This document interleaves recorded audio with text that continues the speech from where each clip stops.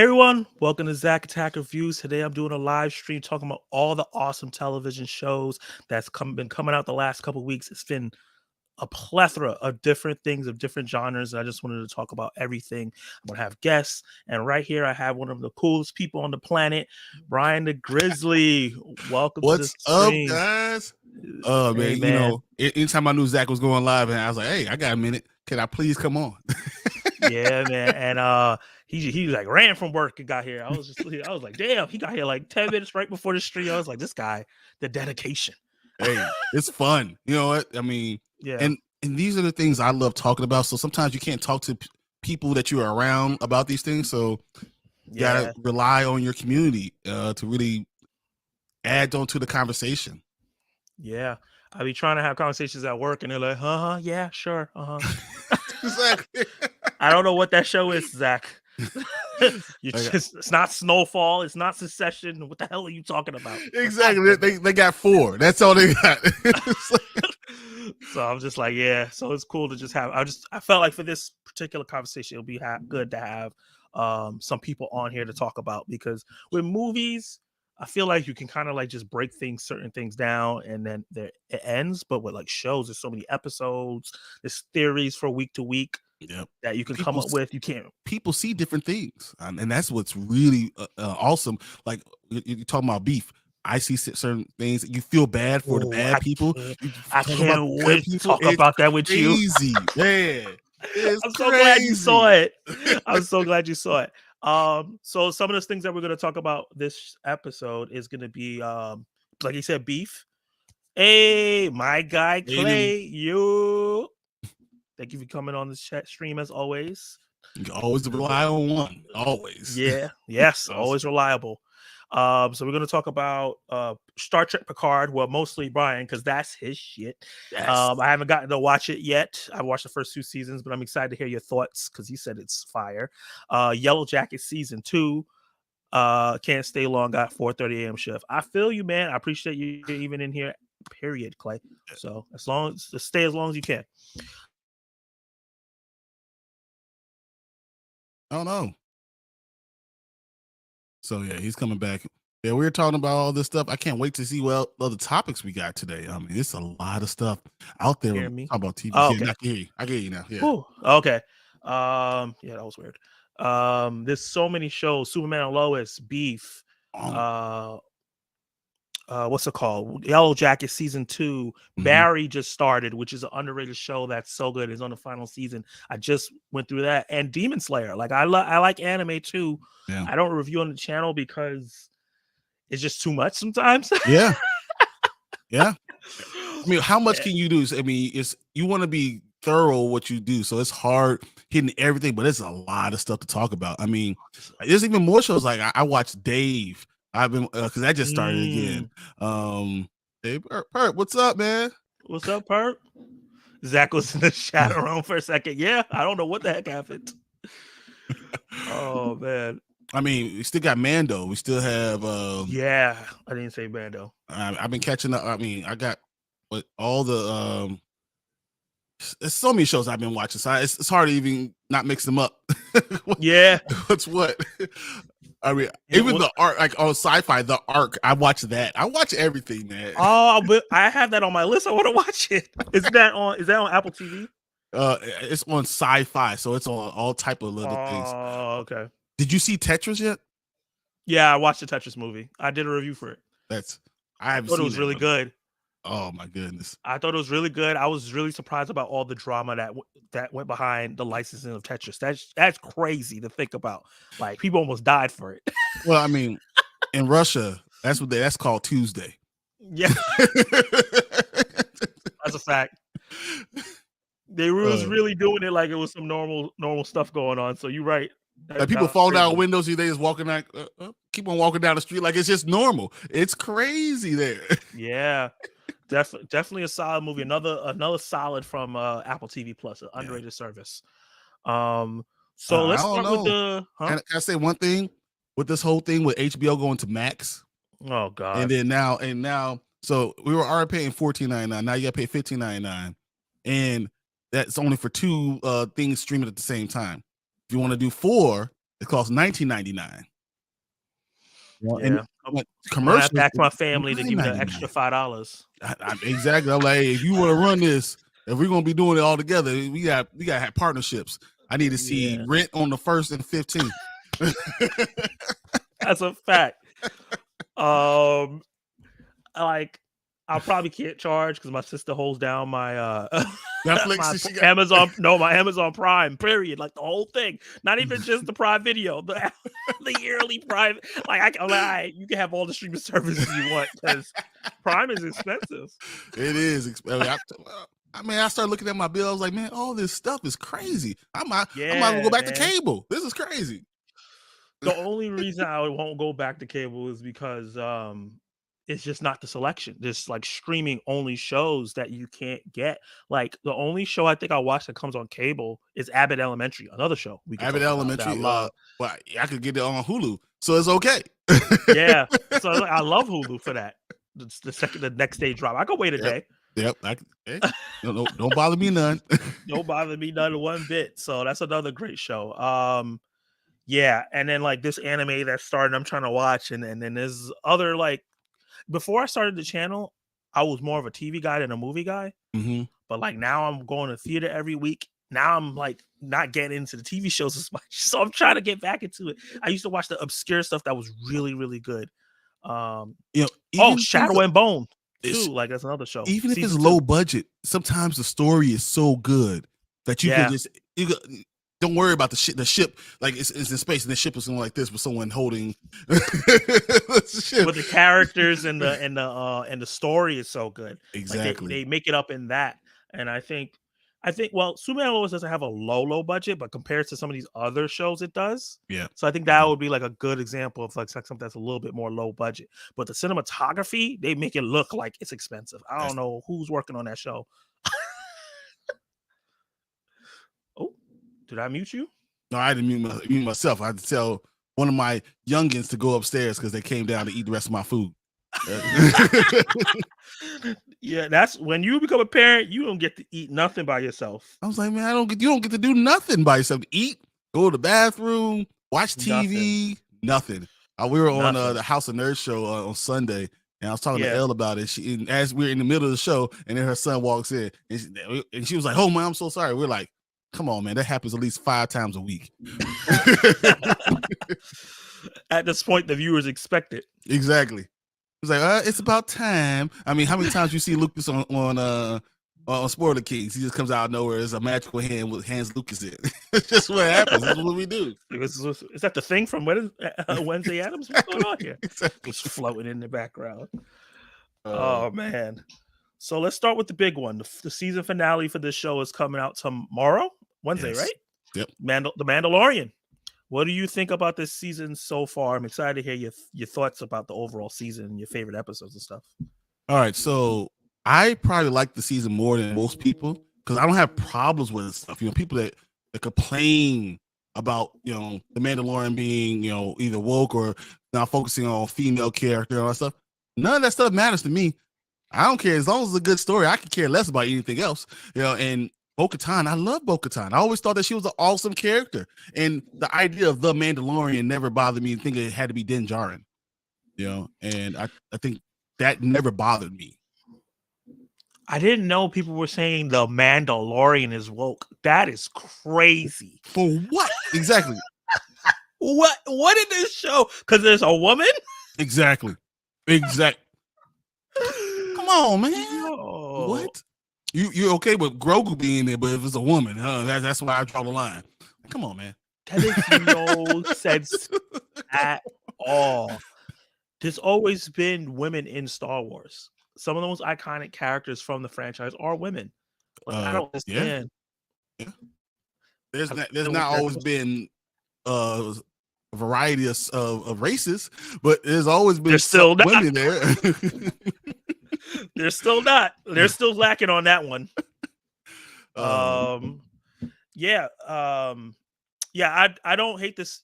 I've said this on the Spoiler Kings, and I said this in other places. I watched The Mandalorian like a Saturday morning cartoon, and I even feel like the episodes are formatted in that way throughout the 3 seasons, in terms of like there's an overarching plot, but it's like for the first couple episodes it's loosey goosey with it, and then those last couple episodes that's where everything comes together, and then the little journeys that they had along the way affect what happens with the overall plot. Yeah, and I felt like the first season did that a lot, and I really enjoyed like the random planet they will go to for no reason. Like there was a episode in I think season 1 or season 2 where Mando and Grogu went into a cave with those little nasty ice spider things. Yes, that shit had nothing to do with nothing. But was it fun? But that's what a lot of the complaints are, that they say it used to be, experience of the month, experience of the week. Where are we going this week? We're just kind of going planet hopping, and he was like a lone ranger, and with his son, and we're just going place to place to place, and the storylines were just kind of in that way. Now it's not that way anymore. Now it's all this focus on these things. It was like, but people were complaining before when it was doing that, and now that you changed it, they're complaining about this stuff too. So I'm like, you're never going to be happy. I feel like they were always going to go that way. I feel like the one thing Mando always felt that he wanted to return back to his Mandalorian family. Like they had the flashbacks in the earlier seasons of him getting saved, and he's always thought about it. Like his whole thing was like, I'm going to get Grogu where he needs to go, and then I'm going to go home. Like it was never a thing of Grogu's going to be my adopted son. That's not what he wanted to do in the beginning. That's not even what Jon Favreau wanted to do. He wanted Grogu to be with Luke, and then Mandalorian stuff was supposed to happen, and Disney was like, no, he sells toys, bring that boy back. Catherine Kennedy specifically did that. And I honestly, I feel like in this season, you see the line where Favreau said, I don't care anymore. Do what you want to do. And you can feel episodes that he did not touch. And I think he did it for a reason. I think it's going to reset. Someone's going to die tomorrow. Yeah, I'm sure. Because I think the what's the armorer? The armorer, yeah. That's just her name? Yeah, the armorer. Yeah. Oh yeah, the actress came out and said this is gonna be a sad episode.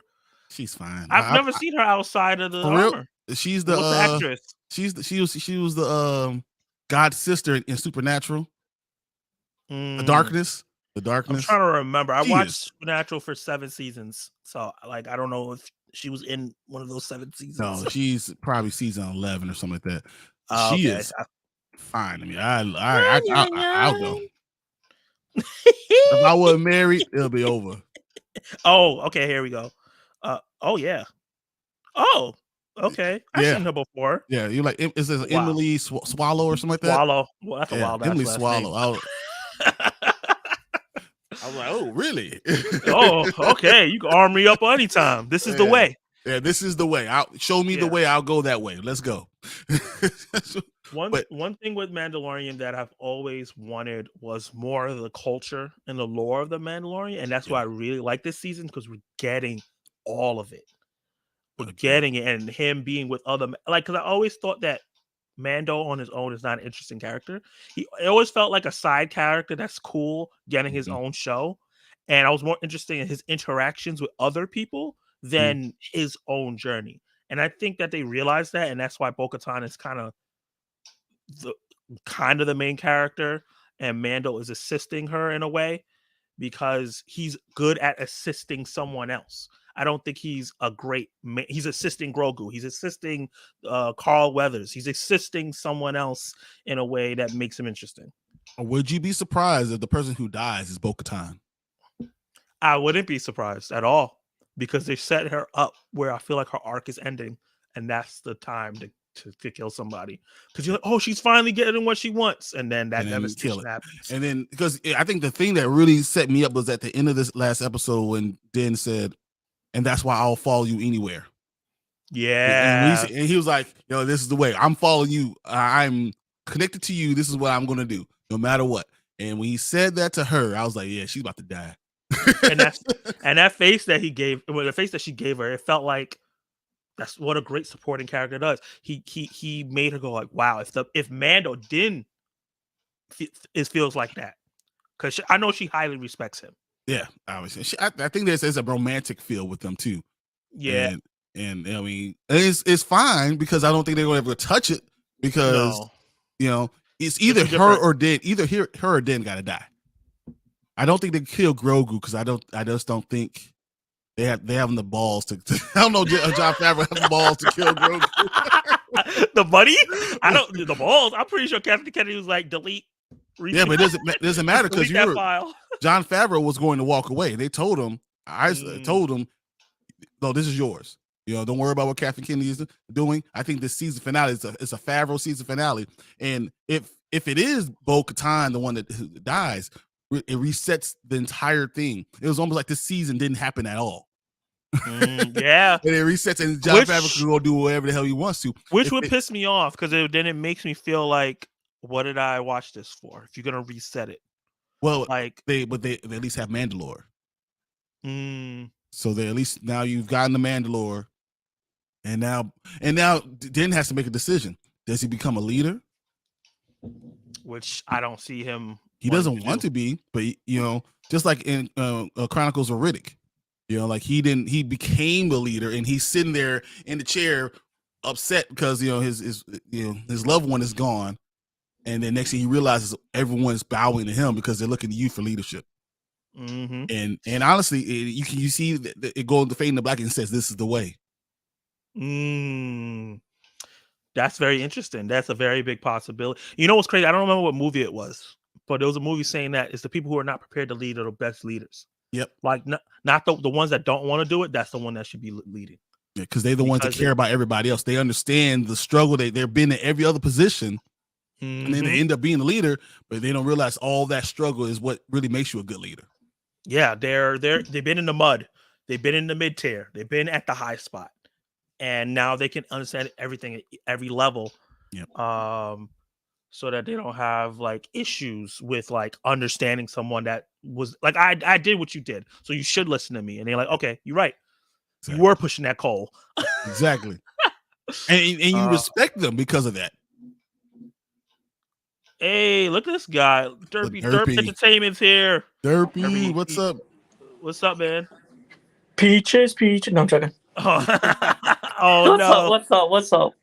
Hey, man. I don't know if I agree with your name right now. We got to see. I know. When that legacy comes out, if that is the truth.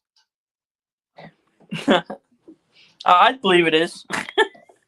So no, Mando can't die. Wow. Yeah. If they do that, they'll face the possibility. I'm sorry, I'm late. I watched a little bit of the Cavs, Cavs next series. So. Okay. I got you. Yes, it's you two. You're a Cavs fan. Yep. He's a Cavs. He's a Cavs. Are you from Cleveland? I'm from Ohio. Ohio. Oh, okay. Damn, I've never been nobody from Ohio. It's the only NBA team in the state, so. I feel you. You got to support them. This is the first time they had a chance since a long LeBron. Time. In the 90s. No, the 90s without LeBron. Yeah. Nah, even then you didn't have a chance. And your boy Jordan. Even then you didn't have a chance, bro. and your boy Jordan ruined that team. He ruined a lot of teams, man. Don't worry about it. Yeah. It was not a dynasty. You can't be a dynasty. It would have been if he wasn't there. I'll tell you that much. A lot of teams have said that. Yeah, there's a lot of guys. Everyone that played in the 90s says the same thing. Man, if only we're not for Jordan. Well, let's not get off topic. We got to turn. Yeah, I can talk basketball all day. But yeah, Movie Ninja said no, Mando can't die. If they do that, they will face the possibility of losing a greater portion of the Star Wars community. Yeah, I think it can't be Din Djarin to die.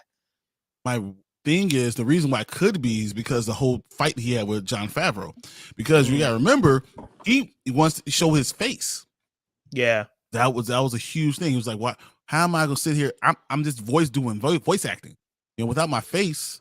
And then he looks at Bo-Katan, and the character is doing Bo-Katan, and the actor is doing Bo-Katan. She show her face all the time. If I'm the dude, this is season 2. Pedro said, if I'm the dude, let me show my face. Change the story, and that was not what Jon Favreau wants to do.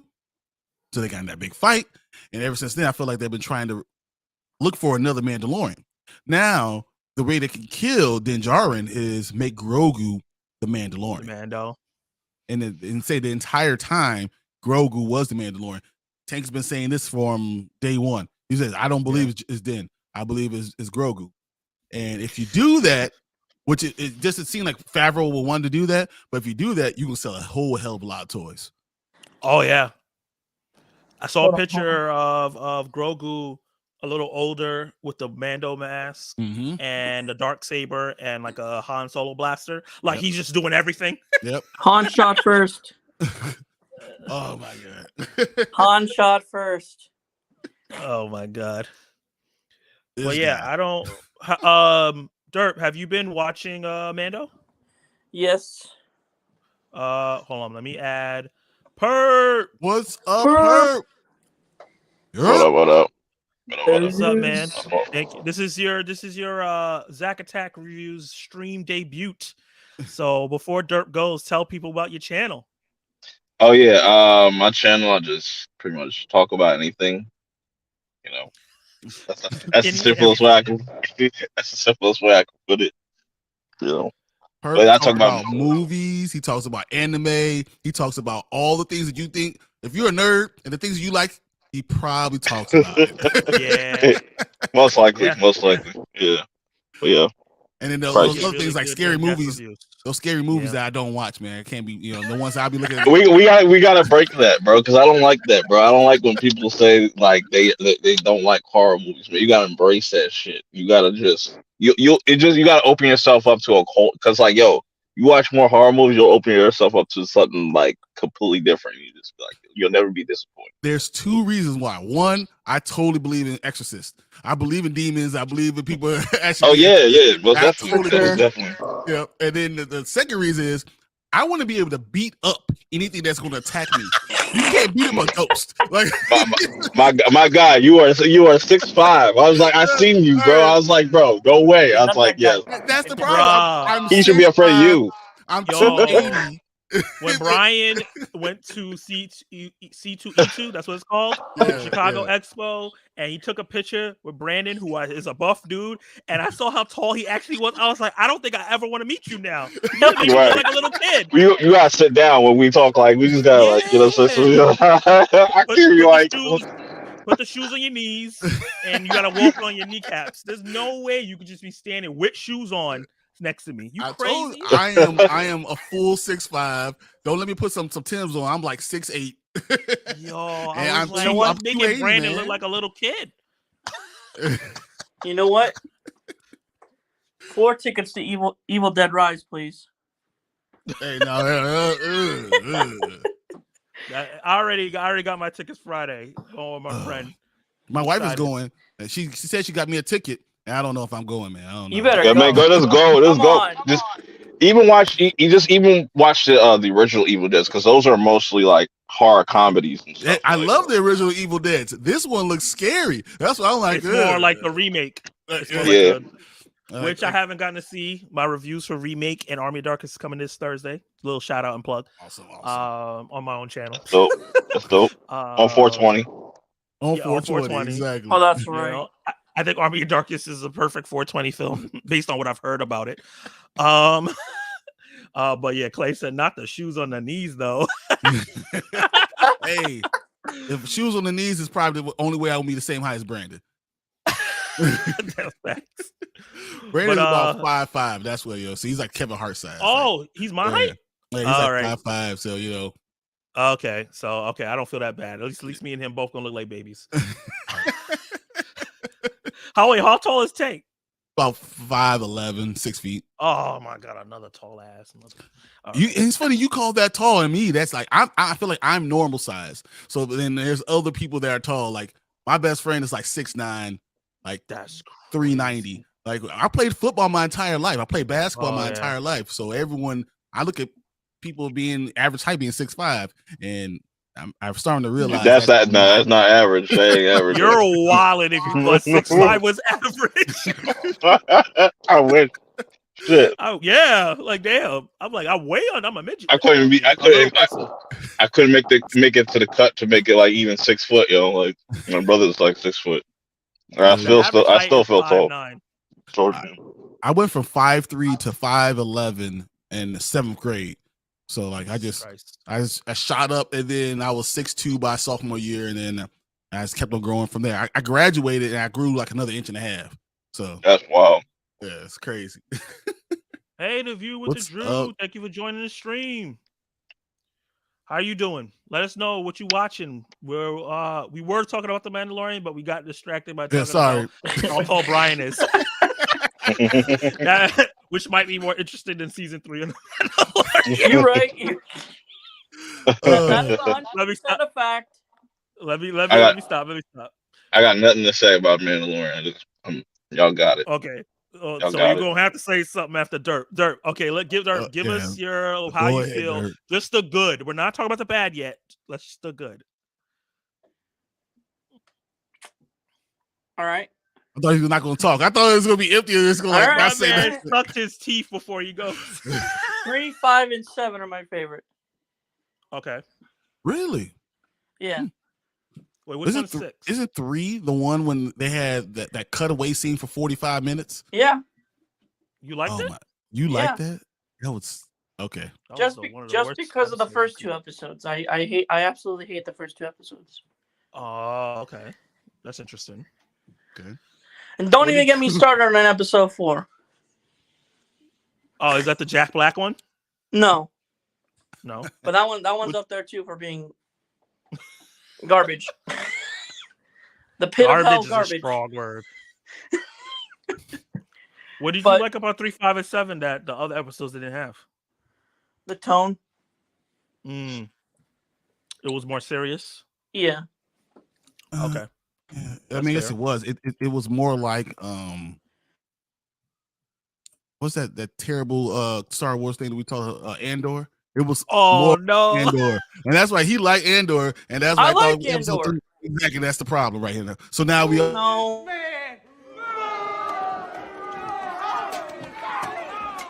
Andor was good. How dare you say? Dude, people in Andor were watching. People were watching Andor falling. People that were in Andor were falling asleep while watching it. While doing it. Andor was pretty tough. I like the tone of Andor. I was like, yo, this is what Star Wars need to be like. You need to be a little bit more serious. It's not Star Wars. There's not one lightsaber. There's no Force. It is not Star Wars. It's a show. Hey, Tank. This ain't the Mandalorian. There's Mandalorians. This isn't member berries. Okay, Pert. Yeah. Good for Mando. Just shit, bro. I have to be honest. I'm having a hard time finding good in this. I would say probably episode 7, but that's not really saying much. Really. I was like, we should have got this like every fucking episode. We should have got something like this. I was like, damn, y'all wasted all this time to just get to here.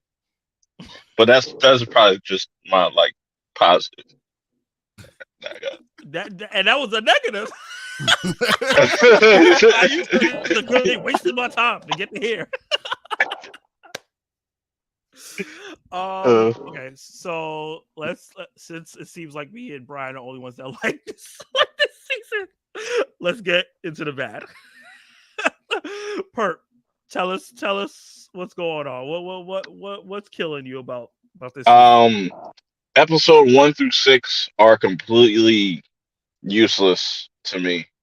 I get what they're trying to do, but I don't think this was the time to just like fuck around and just do a bunch of random shit, have a bunch of random cameos like Jack Black and Liz. I just don't understand certain decisions that they decided to make. The helmet thing, just really, I was over that shit.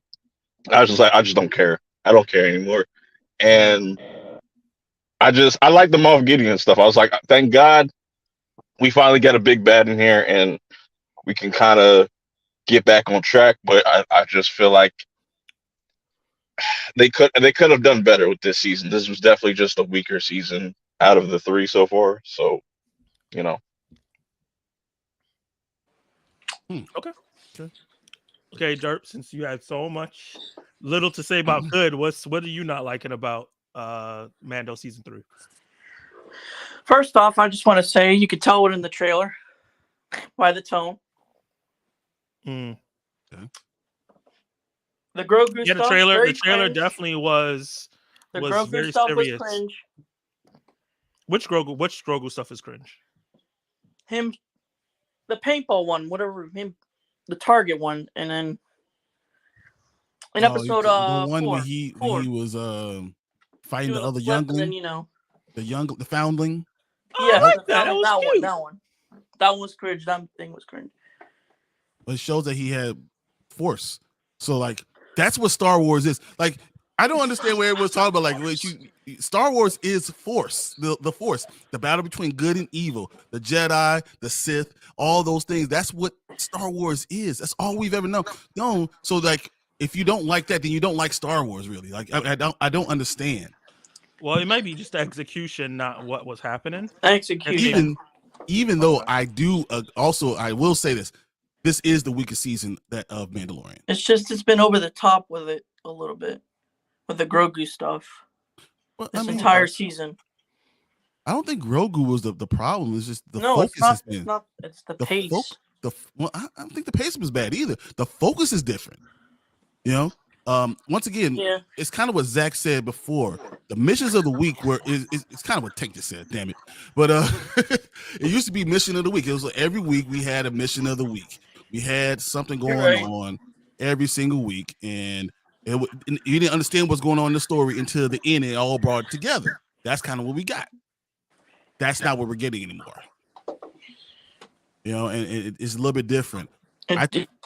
Sorry.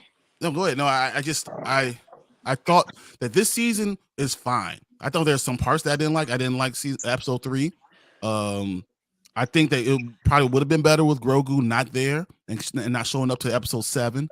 If he was with Luke and then coming in, at the end of this and joining the fight at the end, that would probably been better. But that's what Jon Favreau wanted. You can see that it's fighting. People are fighting during this season, and that's one thing I don't like. You can see Jon Favreau fighting with Catherine Kennedy, fighting with Filoni is trying to keep it as far away from Ahsoka as possible so they don't mess that up. So it's just you see those things happening, and I think that kind of does tarnish it. You see it within the show. Exactly. Yeah. You can feel it there. And I just want to mention one thing. What's up? A pun in the first episode describes this season very well. What's that? You don't remember the pun? It was like 7 episodes ago. Yeah, like I think the scenario with the gang members and with the bar. I remember what happened. Mando had to deal with it, and he what did he say? made like a pun about a head. No, what did he say? I don't remember, but that's what I remember of it. I don't remember the line, but I do remember. I can describe that. That's pretty much what this season is about. But Brian brought up the whole Grogu thing and the Luke thing. That's what kind of messing up with me. I was just like, you said it was like 2 years. I was like, that shit did not feel like 2 years. That was a weird kind of like. Boba? Yeah, that was a weird decision to have. I was like, I don't know, just the whole. Watch Book of Boba. Mm-hmm. Yeah, it's a lot of that, and it's like I understand what they're building up towards, and I think it's going to be dope. Yeah, but I think they just could have done certain things to kind of make the overall season flow a little bit better. Mm-hmm. Just certain character decisions I just really didn't understand. It just didn't really feel like didn't have anything to do really at all this whole entire season. Yeah. When you really look at it. But so wait, my question is, why do you if you do not like Bo-Katan, why? Why is it that you don't like her? I like her. Oh, who me? Either one of you guys. Do you not like Bo-Katan? No, I like Bo-Katan. I just feel like you could have probably done you could have even just gave her own little limited series or something like that. I agree with that too. Or just because I feel like she took up way too much. Because when I found out it was only 8 episodes, damn, this season went by pretty fast and we didn't go nowhere. But it's just weird. It just seems like all of a sudden now everything is just dire. We just gotta kind of rush through the last bit of this stuff in the last 2 episodes. And they're not going to. So I think that we're not even gonna get to the war part. The war is not going to happen. Yeah, I'm not even looking for that. I'm just saying it's just weird that they decided to go the direction they did. And maybe they're gonna turn it around for season 4 and stuff, but it just kind of lost my interest. This was like the season that kind of like really lost my interest with the show overall. It's just like, okay, this is weird. It just, I don't know. And there's a lot of people that feel the same way because the viewership is low. Like, really low. Disney Plus struggles to get on the Nielsen chart every week with a show, and Mando was the only show that they had that consistently got there, other than WandaVision. Everything else they put out either gets to number 10 and drop off, or don't rank number 10 at all. They're struggling with getting people interested in their shows, other than Mandalorian. Now the Mandalorian season 3 is getting low chatter. When I want to talk about like things I didn't like, I don't say like that. Just I had a problem with is the pacing. I think the pacing of this season is weird, and I think part of it is episode 3 really just coming in, and I still don't know why we needed it. Like, maybe the last episode will tie all it together, or is this something like Book of Boba Fett, where they had the 2 Mando episodes, and now we're getting the payoff in season 3 of Mando, so this payoff gonna pay off in Ashoka. I don't know, but I think I was having that 3rd episode, not only have like 30 minutes or 20 minutes of Mando and Bo-Katan stuff, and then the rest of it just a bunch of not really well written nonsense. Yeah, trying to be Andor light really didn't help.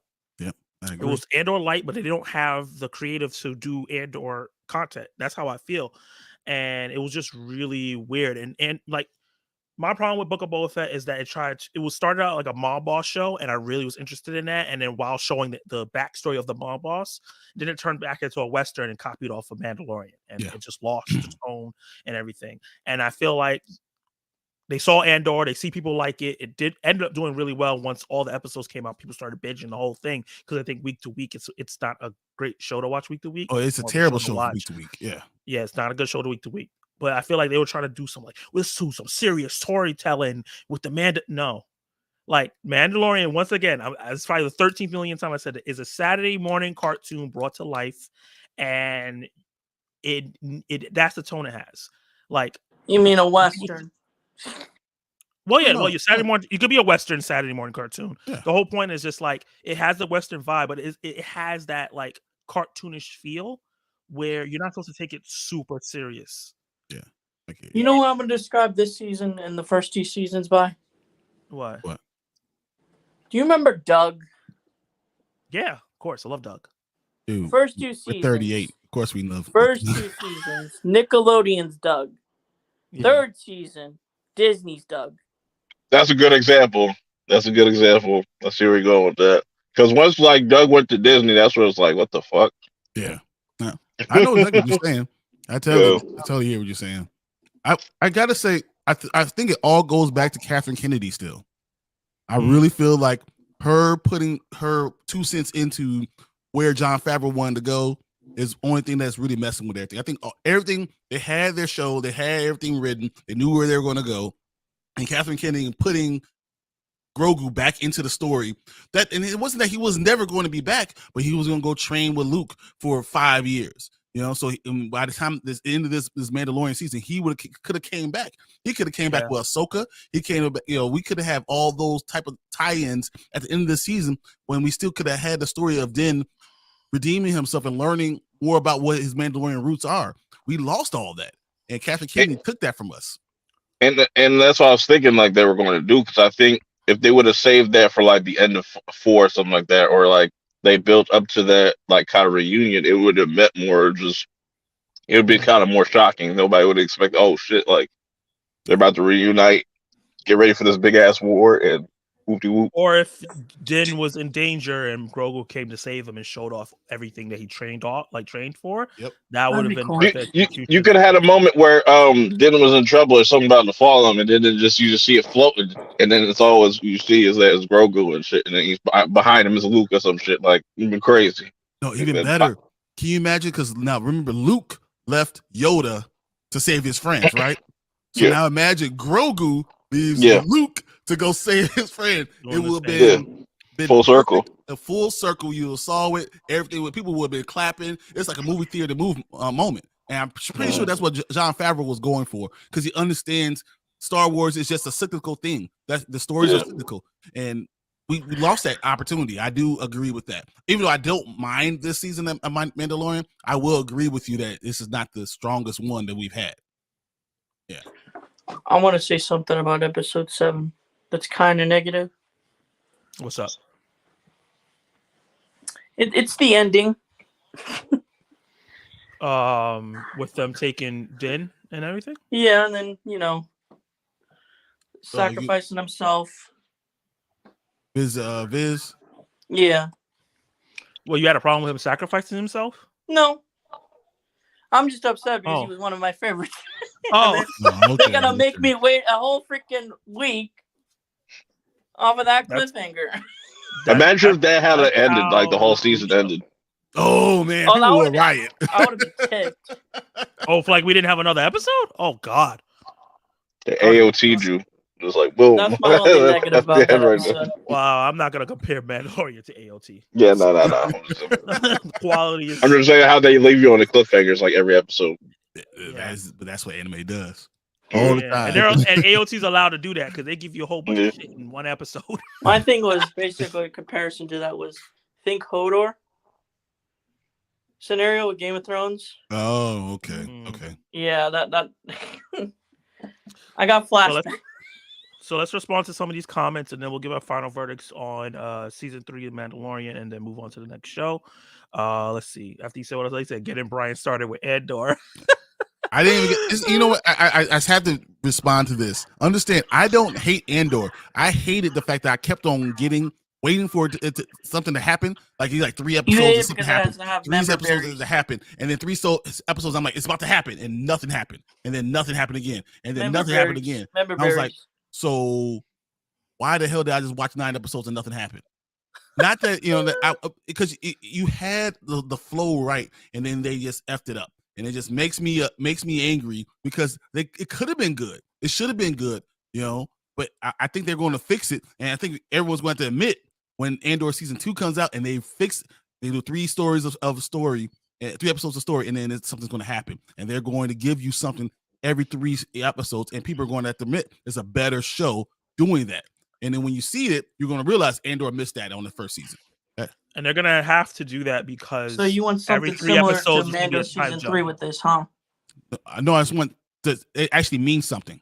After you do something, and then it comes to some type of action, something, instead of just walking for 3 episodes and then like they spent 1 episode walking from one point to the other and nothing else happened. Obviously, you didn't understand that show then. No, hey, I have a master's degree. I understand a lot, but nothing happened. There was nothing to understand because if you're walking, he walked through it. It's a setup. Set up for what? For world building. World building. What world? Like you're in Star Wars. None of this. No, you're not. The time period of Star Wars. Hold on, Dirk. Let me tell you one thing. You just on the said about timeline, building, right? This is a prequel, right? So what in between? What does that episode of World? It's 5 years prior to Rogue One. What does it have to do with Rogue One? Nothing. None of that stuff is going to affect Rogue One at all. So it's not world building. It's literally just boring. Like I like Andor more than Brian, but I can admit that there were some episodes there where I was like, it was too much filler. And I feel like if they would have dropped something in episode 9 and 12, I probably would be on your guys' side on Andor. Say, all right, it was fine. It took a long time to set up, but the payoff was good. Yeah, but it's just times when you don't get the payoff, and it's like, okay, don't set me up, get me ready for something, and then just say, okay, next story. What? No, tell me what's going on. How did it everything? What's the point of us watching? It's because I've seen a bunch of people like, oh, people understand. Like I watch a show, I understand. This is not a complicated show. This is not a show that's so deep that I can't. I watch Atlanta. Is a well written show than Andor, and it's way more complicated, has way more metaphors and way more deeper messages than Nazis are bad. That's what Andor is about, and there's political stuff going on in the background. Like, yeah, I get it. They've been talking about that since the prequel trilogy. We know when they were talking about barters and all that boring bullshit.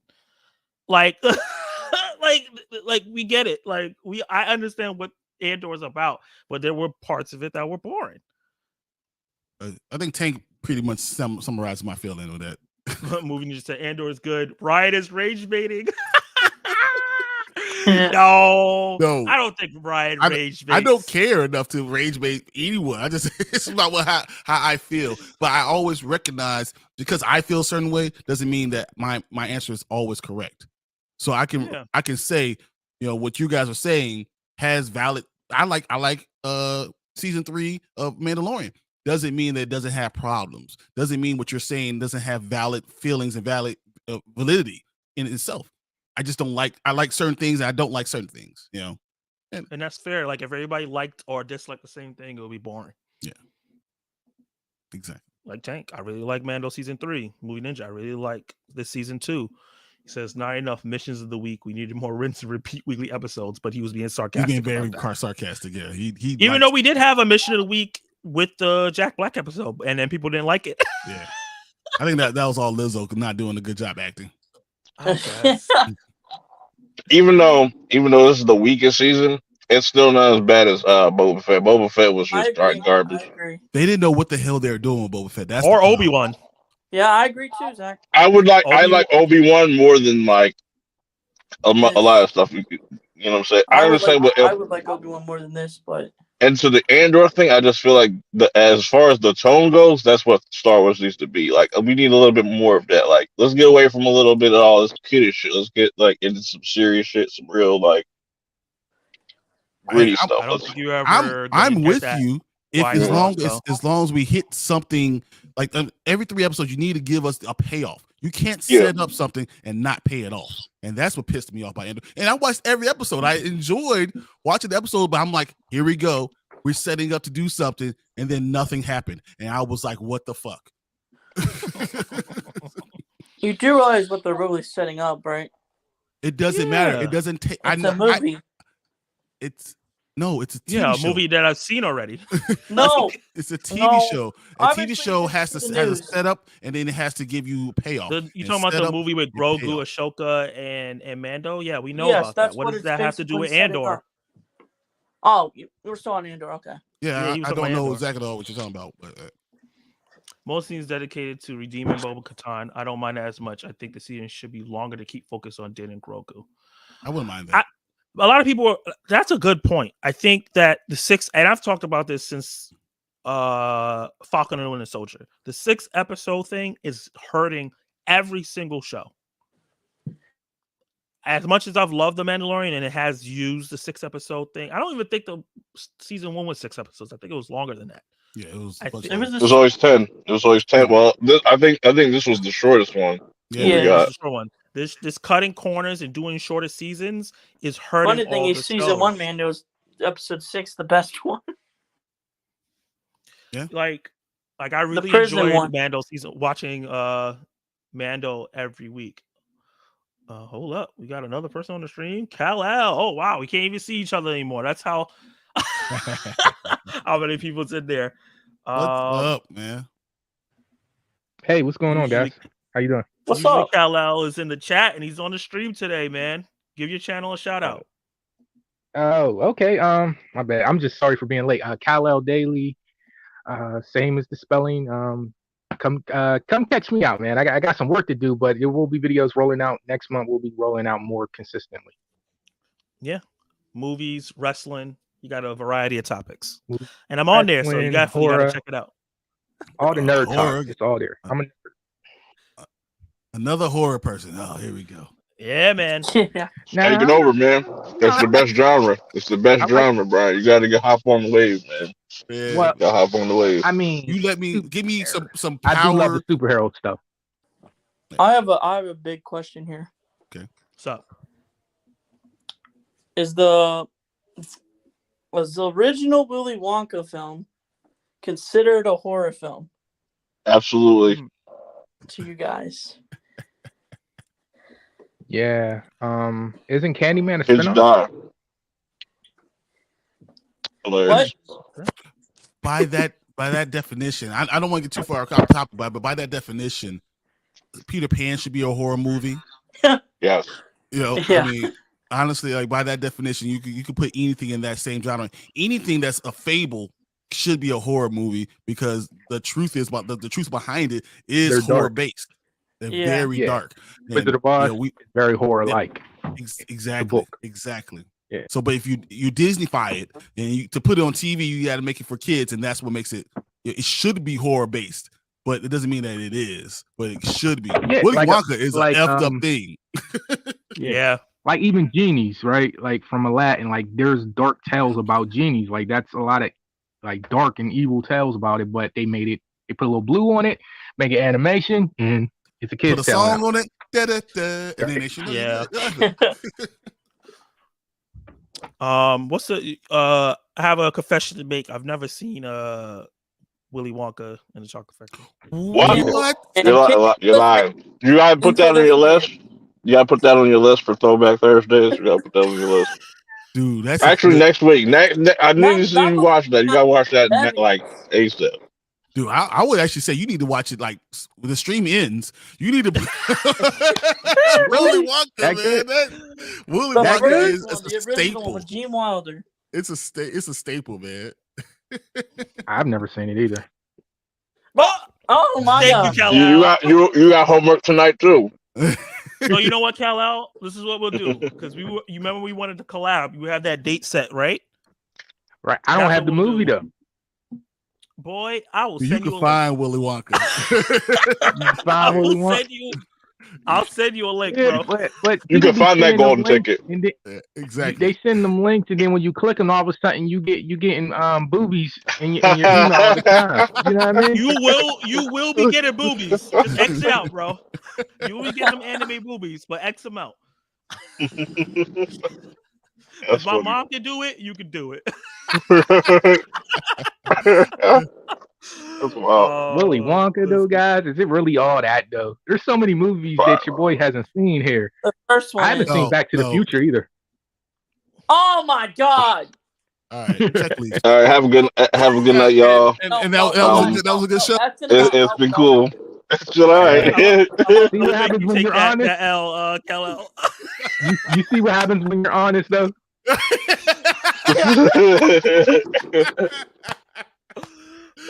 Oh man, that's so I feel like Zach's trolling. I feel like he has seen Willy Wonka. No, I believe that he has it. I haven't. I've seen like clips, but I've never watched the movie from beginning to end. Bruh. You don't even know the Oompa Loompas? Oompa Loompa. I know that from a meme. You know the song. Oh yeah. my Lord. Like them you know, songs, like the pop culture, you know the golden ticket. You know enough to fake it. That's the funny thing. Like if he really wants to fake it, he knows enough. Because it's so popular. It's like I never seen a Rocky movie other than Creed. Like, really? That's facts. I'm with you. Like I still haven't watched. I don't got nothing. I don't really care. Like you say, I watched. Whoa! Now that's the one y'all should have went out the window on. Nah. Don't get me wrong. Rocky 1 and 2, but you understand that it was a spoof on Muhammad Ali. So I mean, there's other stuff that I understand why people would not watch it. You know, certain people not watch it, but I think it's a great movie. I think it's one of the best. It's a great series. Cinema. Like even the bad ones, people hate to admit that they like. They're still good. No one likes 5. No one likes Tommy. Nobody likes 5. Yeah, no one likes Tommy. Yeah, dude, that's the only Rocky movie I've seen. You met a bunch of Tommies in your life. No, Tommy's is real. That movie was so bad. Like I would rather do but anything. I'd rather watch the whole season of Andor right now than watch 5. Watch 5. Now 4, I say dude, it's like change, good bad though. You can change. We all can change. I'm down with that. It's like Batman Forever. It's bad, but it's good. You know, it's good bad. And then there's Batman and Robin, which we don't discuss about. Batman and Robin's an MCU movie. Batman and Robin's an MCU movie before the MCU was. That's crazy. Think about it. Wild. Y'all got to give credit to Arnold. Though. Arnold was kicking some funny ass lines in that movie though. Like there's I love Arnold as Mr. Freeze. That's my dude. I can't believe this right now. But yeah, let's get back to the comments. We just went on a whole rant about Batman and Robin. And Willy Wonka. I was holding out for Andor to the end. When the season ended, I was pissed because there wasn't a payoff. Yeah, that's it in a nutshell right there. This is a good take. Those trash shows in between the seasons of Mando is probably the 3 that has a low audience. There's a thing about momentum that I think is and that's happening to the MCU too, where like and the DC universe, where like if you have dropped the ball too many times, even if their next movie is like the best movie ever, people might not see it because you dropped the ball in between. So they're gonna think this is the standard. I don't know. There's some kind of notion because what's the excuse for the Spider-Verse? Because that a lot of people caught on to that late, and still to this day, you even told me that people aren't into the animation. So I don't get it. Like where? Why doesn't that get more credit? That's just one movie. That's just one movie. Across the Spider-Verse might flop. Like we don't know until we see the numbers. Like we're hyped because we're in the community, but when I talk about that movie at work or out and about, they're like, I don't know what that is. But you would think that franchise has enough favor with Spider-Man. You would think that would have more favor. Because, I mean, even the bad Spider-Man still were enough to... It's an animated Spider-Man movie, bro. Like, I know what you're saying. I understand. We had a long conversation about that movie the other night. But it's an animated movie, and it's not Disney. It's not Illumination. It's going to have a rough time. People are going to be more excited for... People will be more excited for like a Spider-Man 2, like the video game that's coming out later this year. Yeah, like, they'll know more about that just because it's a game. Even though that has Miles in it as well too, but Miles is starting to kind of cross over more. But I feel like if this next one is a real big hit, then you'll definitely see people start to talk about it more and like be more familiar with just Into the Spider-Verse and the whole kind of franchise and stuff. Yeah. But I do say they got to get Into the Spider-Verse back on streaming before this movie comes out. I don't understand why they took it off of Netflix. They need to put it back on so people could go back and watch that movie and get refreshed with the style. Wait, where is it now? Is it off completely? No, you would have to rent it if you want it. Start streaming on nothing? Nothing. I've looked multiple times because I used to watch that movie once a month on Netflix. I had it downloaded and watched it on the train, just watch clips, and then one day it was just on. And I was like, okay. And no, they do that. They do it to make money. They do it to make money. That's what it is. Yeah. Keep it on for a certain amount of time, and then when it runs out, re-up again. But obviously, I'm being really lazy because I own the movie physically, but I can't watch that on the train. You know what I'm saying? Like, I don't know. Like, it's blowing my mind that people are saying that they're not excited about momentum, this movie. Like momentum still plays a part. Oh, definitely. Yeah. I think a Multiverse of Madness and Love and Thunder hurt Ant-Man a lot. I agree with that. Yeah, you know what I think? In the same category. You know what I think really hurts these movies overall are these damn trailers. They show too much in these goddamn trailers, and they do it too early. I had this argument the other day. Why are you doing this so early? Why are you telling me so much about it? Don't tell me nothing. Let me get to the movie and see if I enjoy it. We should just have a teaser, the official trailer, and just a final trailer. Like 3 things. Boom, boom. Unfortunately, to be honest, when it comes to Marvel, I've never liked the trailer other than No Way Home. That's the only trailer that ever got me excited. I always thought their trailers were terrible. I enjoyed a lot of the movies, but I never liked the trailers. Just me. Interesting. Infinity War blew my mind. Dude, the first Avengers trailer, the very first Avenger movie, that trailer was not good. Like, I remember I thought that was going to be like a cable TV type movie. And it was awesome, think I've ever but the trailer didn't do it for me. With the Avengers one? The first Avengers? The very first one, yeah. I gotta disagree with that. I agree. The second BVS trailer was insane, bro. I was like, bro, I'm so fucking hyped, and then I watched it. I was like, it was good. It was the worst movie I've ever seen in my life. What? I was like, it was alright, but I was like, it was just it didn't match that hype that like when that trailer came out. It didn't match that hype. I was just like, before I get into an argument. My only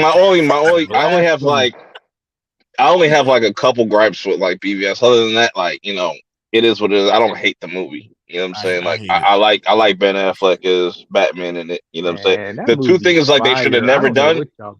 The 2 things that they should have never done in this is kill off Superman in the second movie. That was fucking stupid, and have Doomsday. It's like if you would have eliminated those 2 things, we would have a 10 times better movie. That's my only gripe with it. Yeah, it did that. When I was in the theater watching it, I was like, yo, they feel like they're like cramming like 5 stories into this one like last hour, and Yeah. it felt a little rushed to death. But dude, that movie's fire though. Come You on, know what? man. I'm gonna describe my experience and I'm not describe. even going. I'm not even going to talk anymore because you guys are on a different plane. Because that movie was hot garbage and it was I agree. stupid. And I love the comic book, and they did a terrible job. And I could go back to. I could pull it out right now. That story is not what it should have been about. So Thank I don't know. I maybe you guys just a DC fan. That's great, but Batman is I don't believe two things. I don't believe Batman's a superhero, but I believe Batman is the best hero, greatest hero of all time. And I think that putting him as a superhero actually downgrades what he really is. He is the greatest human detective hero ever. But that is not what the fucking movie was about. It didn't make sense. I don't know. Did you That's see why the we got. Ultimate Cut? That's why it made up for the bat. That's why we got the Batman. It made up for it. I was like, okay, Yeah, but all there's is just forgiven, Warner aspects of Brothers. Batman that they The touched Batman on was that. cool, but it wasn't what y'all be making it to be. It was cool though. I Nah. can't. You can't be doing that. Can't be doing Bro, that. Can't be doing that, the bro. hardest I was thing just is the riding with car you chase. with BBS, Can't and be then doing you go that. down Batman. Oh, Because when the Penguin comes out and then Batman Part 2 come out, people gonna switch up. Watch, they gonna switch up. I was like, don't switch up now. No, Don't switch up now. it's fire, but like on a Which is why I scale of hope they ranking it, cancel it. But Man, I you want them to guys. cancel all those Elseworld projects. Save the I money. mean, look, it's fire. The Batman's fire. It's just a little long. The Catwoman stuff, I mean, it's a little long, Really? but Oh, man. yeah, a little bit. But You I go, I agree. never, no, it's a little long. That was like my No, only being negative long with the because movie. it almost ended twice, but I can't. The Catwoman part, it definitely did. man. Zoe Kravitz was bad Yeah, she I was great love Zoe as Kravitz Catwoman. as Catwoman. So that's crazy. All That's my right. favorite Batman movie because it was like actually him, Nah, and he didn't get I still outshined by think his the Dark villain. Knight is pound for pound the best Batman movie You there is. remember the Dark I Knight agree. because That's a of joke. Heath That's a Ledger's Joker movie. That's performance. not a That's Batman it. movie. That's a Joker movie. No, You I remember mean, That's what the I'm Dark saying. Knight As like All right, okay. Batman Heath as a Ledger's main performance. character, no. That's it. See, this is the best Batman movie. the problem with the Batman is it's not a Bruce Wayne. It's not a full Batman I movie, agree. and that's why. So it's not. I don't disagree with what you're saying, Kyle, because I think the trilogy of what they got from the Dark Knight and Dark Knight Rises. Dark Knight is probably one of the greatest superhero movies that has ever come out. Is it because of Batman, or is it because we had one of the greatest villains ever? And I think part of it is because one of the greatest villains It's there. basically Ledger. I mean, All right, let me just say one thing Christian about Bale was good too. Don't get me wrong, Christian Bale is good but it too. was way it was Let me written. just say this because I don't want to hold you up, Zach, because he's probably thinking like, yeah, y'all really just cut in between.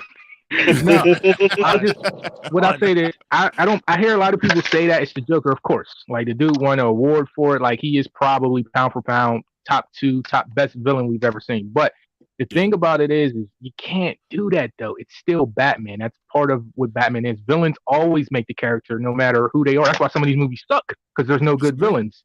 So it's just you can't just take a good element out the movie and say, oh, it wasn't that. It wouldn't have been all that if it wasn't for that. That's still part of the movie though. You know what I mean? But I'll just say this in closing: The Dark Knight. I got The Dark Knight and Batman. I mean, not The Dark Knight. What's it? Dark Knight Rises and Batman Begins. I still like them better than the Batman. So that's just Batman me. Begins was good. Batman Begins. I'll give you that. Great.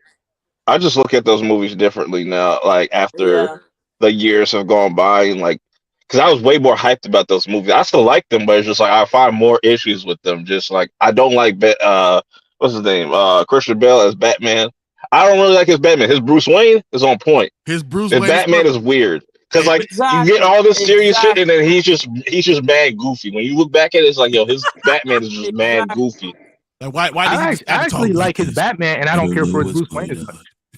That's not interesting. even Bale's fault though. That's the writing of the character. They made him a stiff guy that doesn't look like he knows how to fight really well, can't move his neck, throwing like these slow ass punches. That's Mhm. not. Yeah, I don't know what the what I fucking wanted to see.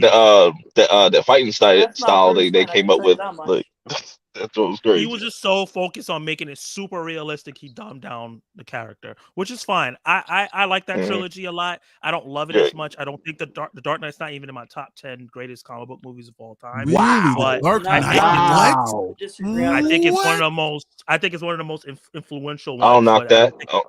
I don't knock that at all Top because 10 though.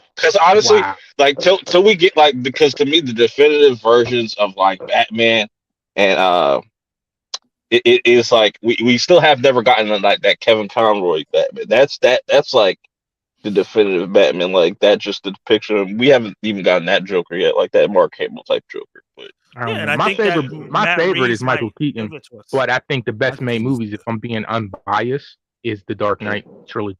Like if I I'm think- being unbiased, I think those are the best made movies. But if you ask me, my favorite Bruce Wayne and Batman is Michael Keaton. Yeah, I agree with that. Michael Keaton is That's my favorite Batman. I agree with that too.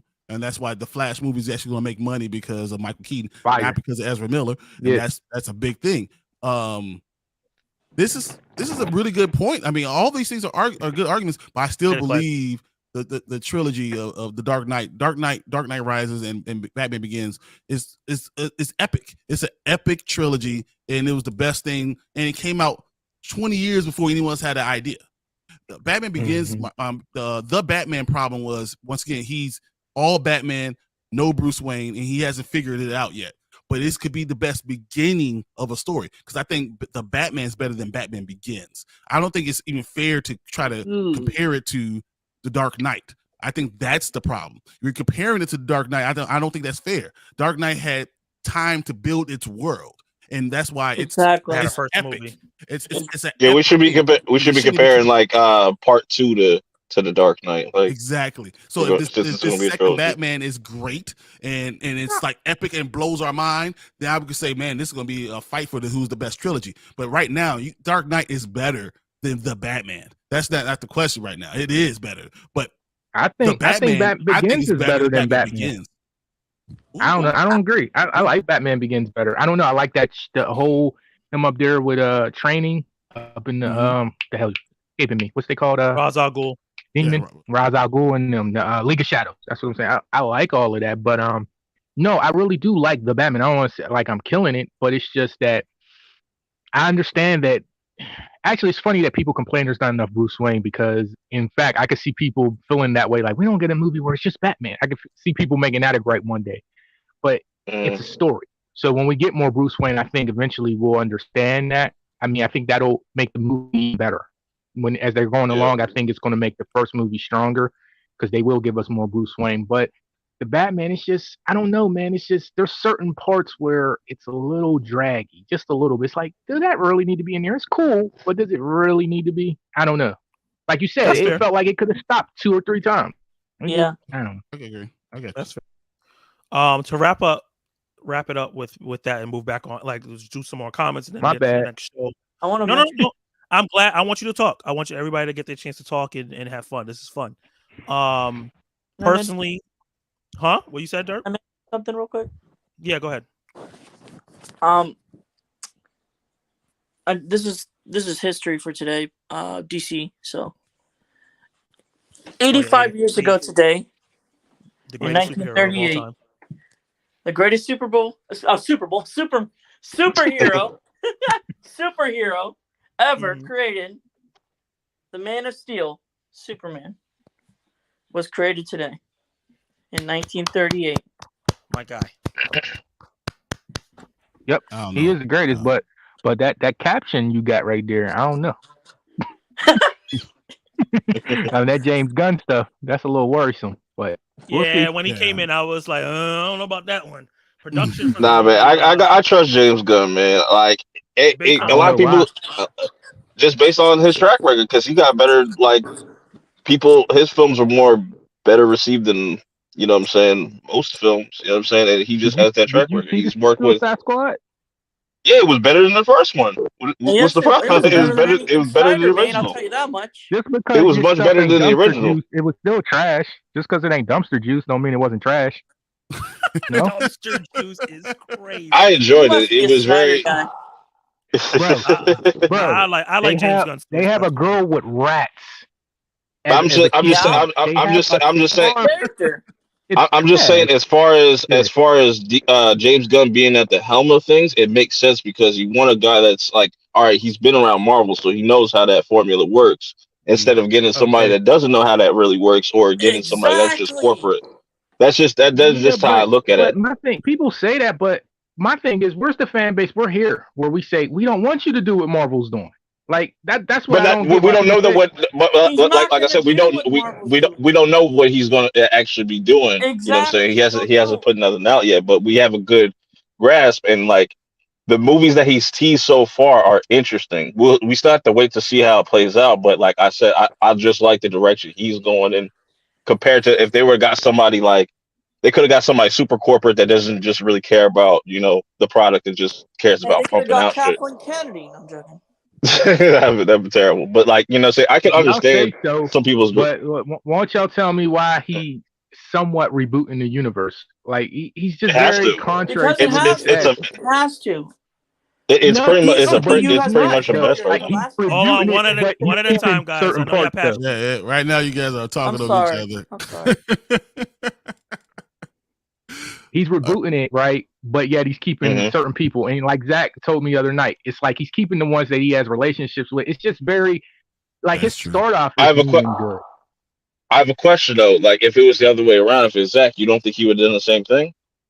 What would have made a difference, though? Like, I don't see, like, that's... No, I think you reboot. If you're going to reboot, you reboot. Okay. If you don't, then keep going and add your own flair to it. Make it yours. But if you're going to reboot, then you scrap everything.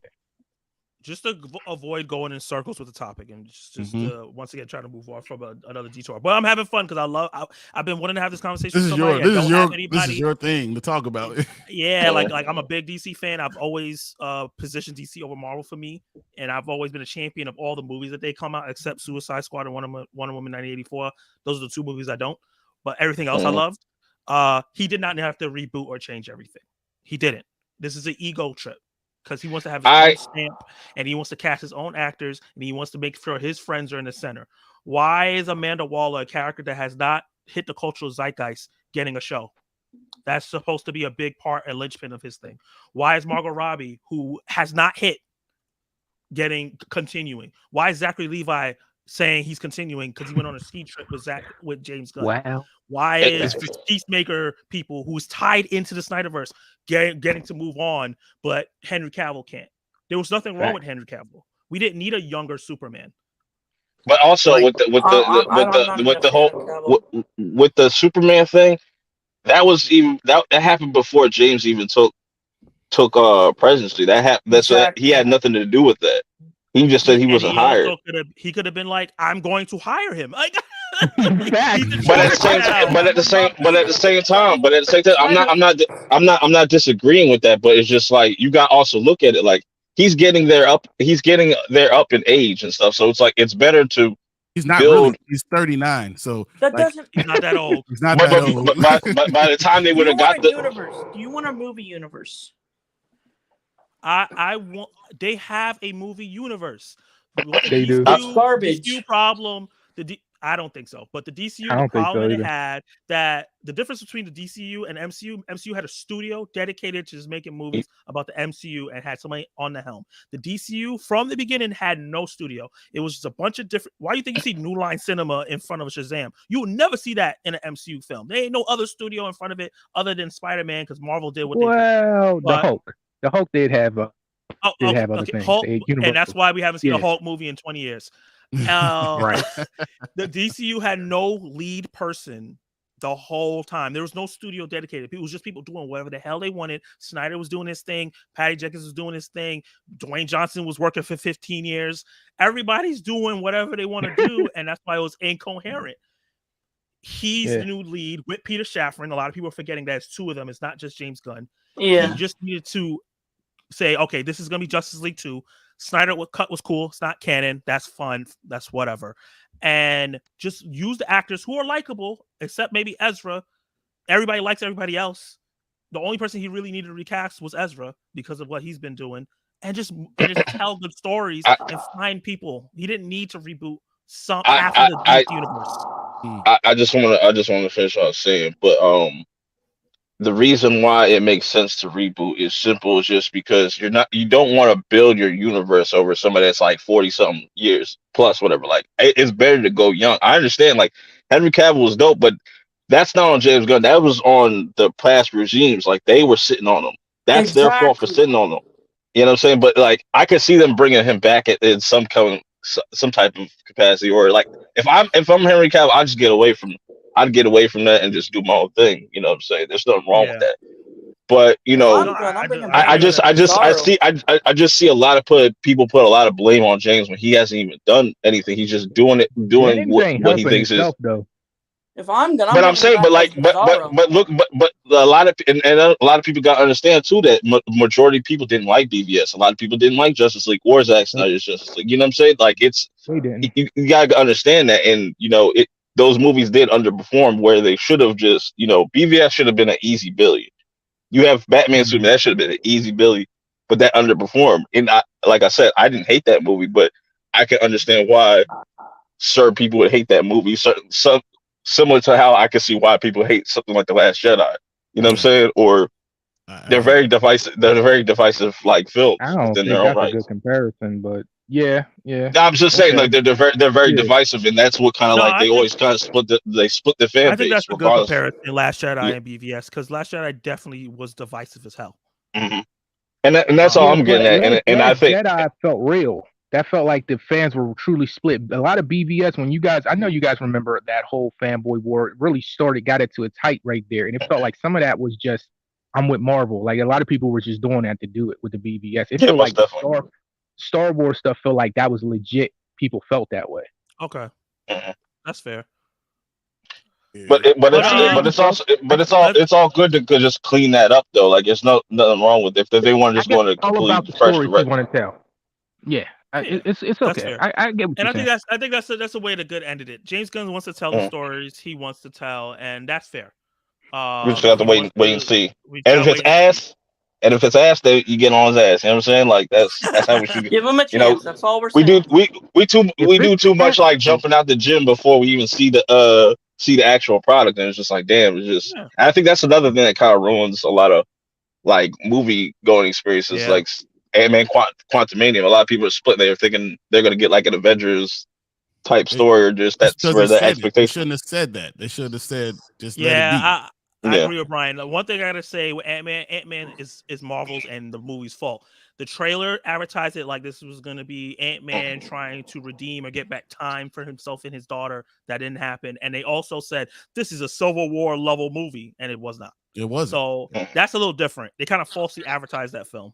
Can I ask you guys one question about this? Y'all just give me your opinion. Now, if this is ass, like James Gunn do this and it's ass, and you guys were just talking about momentum, are we going to even, if people are going to really even care? Because for this to truly be ass, we're going to have to see at least 3 movies in this universe to really have a true one about it. So if it's trash, is DC really going to get the momentum back anytime soon to say, okay, we're starting over again? Or is it just over? I think comic book films in general don't have the motive. I think Superman Legacy is a reboot of everything because Flash is going to reset or whatever. If Superman Legacy, for this universe that go where the way it got to go is the Justice League 7 has to be done to perfection. He can have the Authority, he can have the Swamp Thing, he can have those little weird characters. I think he's going for Justice League Dark. He can't do Justice League Dark and expect that to hold it down. He needs to have the Justice League core members hit all 7. Like he can't rely on the Authority, who I just found out about 5 years ago, to hold it down. Scott got to do that. Can I, as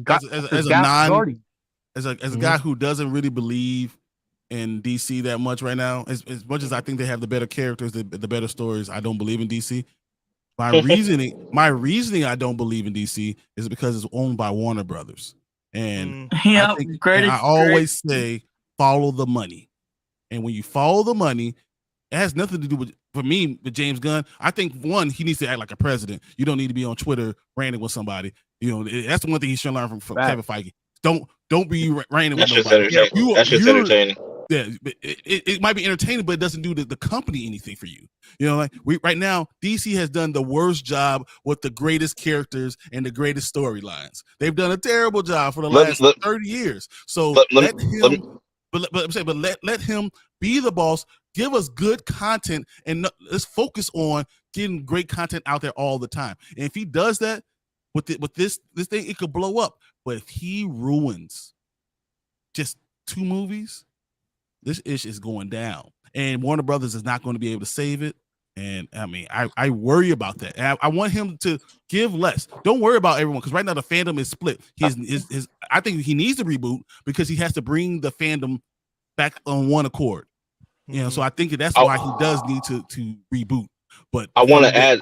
Yeah, go ahead. I wanted to add on to what you were saying about like him being on Twitter, but I kind of like his direction, just him being more transparent. Whether you like his methods of doing that, is just like at least we have somebody now that's going to be let us know, like, oh, that rumor is not true, or this is, you know what I'm saying? Because there's a lot of like false information that gets around. So like if he could kill that, or just let you know, like, all right, this is what's going to happen, or let you know exactly what direction we're going to go, and we don't like because Zach brought her up. That was one of the bigger issues with the old regime, like.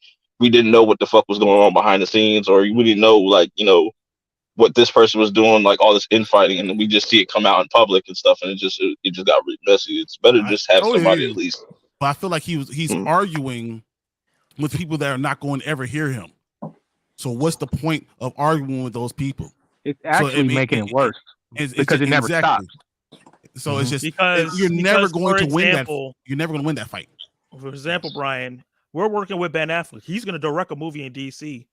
He didn't need to say that. Yeah. And now Ben Affleck just came out and said, "I'm never working with them. What they're doing, like he didn't say it sucks, but it basically sounded like he said it sucks. It just looked bad. You don't need to say anything. Don't tell me about everything. Just like I said, what you say with trailers. Don't tell me the entire story. Yeah. Let me be surprised by your genius. And you're never going to look like a genius when you're telling everybody this is what I'm going to do. So sometimes you just want to hold something close to the chest. And sometimes you want to just be the president and deliver great content and know a direction. You know, I think that works sometimes. You know, but that's what Zach was saying. But if he doesn't, one last thing to wrap this up. If he does it right, guys, yeah, we've been going crazy. I have one last thing. Yeah, but if he does it right, one he can last do it thing. right. Wrap it up. I have one last thing too, Zach. No, we're gonna move on, Dirk. Like 30 yeah, we gotta go. I know. Hilarious. For James Gunn, he just needs to focus on making the movies, and anything that's flagrant, respond to. But every little thing, leave it alone. If they're like, we are supporting Ezra Miller's pedophilia, like he needs to shut something like that down. Whoa. But anything else, like, oh yeah, the guy from Euphoria is cast this. Let people think that it's whatever. When you do it, that's when we'll see and then we'll know the truth. I mean, and I think that's the last thing we got to say about it, Dirk. We're gonna move on, okay? No, I got one more thing. No more. This is not a DC. We gotta cut it off. We gotta cut it off. We didn't even give our final verdict on the Mando. So, so we gotta go. I'm sorry. All right. Let's see. What else, what did people say? Movie Ninja before he left, he said, set up heist, set up prison break, set up riot, stone and sky. That being said, we're all diverting our opinions. I think something we all need to keep in mind. Yeah, like that, like basically what but he's saying that's Brian good. Was saying. He's saying that's good. He liked it, but yeah, you didn't like that. Like he said, Brian, I disagree with some of what you're saying, but you have the right to say it. Of course, yeah. Well, you know, Professor, who I've never seen before. Thank you for joining the stream. Professor film fan, yes, I have. Yes. Yeah, okay. Appreciate him coming on this side. I agree. The Dark Knight is my GOAT comic book film. Yeah, that's fair to say. Yeah. Clay dipped out. Appreciate you, Clay. And thank you, Zach. The Dark Knight is good, but it's not as good as standalone film. That's some people say. The trilogy is awesome, but the middle chapter is not the end all. Y'all lucky we done with it. That's the can of worms you just don't want to open, man. We the Smoke fans that speak for all of us. And that's another thing, you know, don't speak for everybody when we make statements. That's fair. It's like some of us feel like that. True. That makes sense. That's true. I just read this. You needed to be rebooted. It wasn't work of a general audience. Exactly. That's a fact. That's a fact. Mm-hmm. I get that. As a whole. And then Movie Ninja dipped out. Have a good night. Appreciate you being on the stream. So Mando. Let's to wrap up the Mando conversation. Let's give our verdict on how we feel about everything before the finale for season 3 of Mando. Brian, you go first. All right. So right now I'm giving it a B- for Okay. as far as what we've gotten so far, but still a B. So I feel like it's a successful thing, but they have to follow the direction of the people that created it. So if someone said that if you're gonna go one direction, go that same direction. Don't listen to the outside people. Don't let Disney, ruin the opportunity that we've had. These guys have brought life back to Star Wars, and no matter what you want to admit, Star Wars lost a lot of following and a lot of power behind it, and being Star Wars. They're bringing it. Jay Filoni knows the F he's doing. Jon Favreau knows what he wants to do with his show. Let them do it. Let's get the good content out there, but always give it a chance, and don't be in a rush to judge everything. Judge it afterwards, and then we'll see how it goes. I think it's a B-, but I'm going in hopeful, but I am worried about being 45 minutes. Yeah. Dirt, your turn. Your final thoughts on the first 7 episodes of Mando. First 6 episodes, pointless story. Episode 7, best episode of the season. I'm gonna give it a C. 6.5 out of 10. Okay, that's a curve. That's fair. Kal-El, you watch Mando? A little bit. I'm a little out of the loop this season though. A little bit. Okay, that's fair. Are you a fan of what you've seen? Yeah, I mean, you'd be blind to say it isn't holding the Star Wars community down, their original community. Like, I mean, if it wasn't for this, I could imagine how the fandom would be. So I would say they're doing a pretty good job, but how can I speak on it? I haven't seen season 3, but I was just curious why this season 3 isn't buzzing like the first 2 seasons. I'm just like, is it because it's bad? Is it because there's no promotion? I'm just wondering. I could get into when I say my final thoughts. I'll kind of answer that. What I think, at least. Part, how do you feel? I know you hated it. I'll keep it short and sweet. I don't normally do rankings, but if I had to rate it out of the 7 episodes, it'd be 1 out of 7. So that's my final verdict. Holy shit! I'm the bias to me. Yeah, I agree. The being fair. I agree with. So you say Andor was better? There you go. Damn. I only watched 3 episodes of Andor, but like I just like that vibe of Andor. I was like, damn, this is what I feel like Star Wars should. It builds the tension. I'm gonna tell you this, no perp. I'm gonna tell you, if you watch the rest of it, it'll piss you off. I'm just gonna let you know, because the first 3 is, if you watch the first 3, you got story, like setup, good story.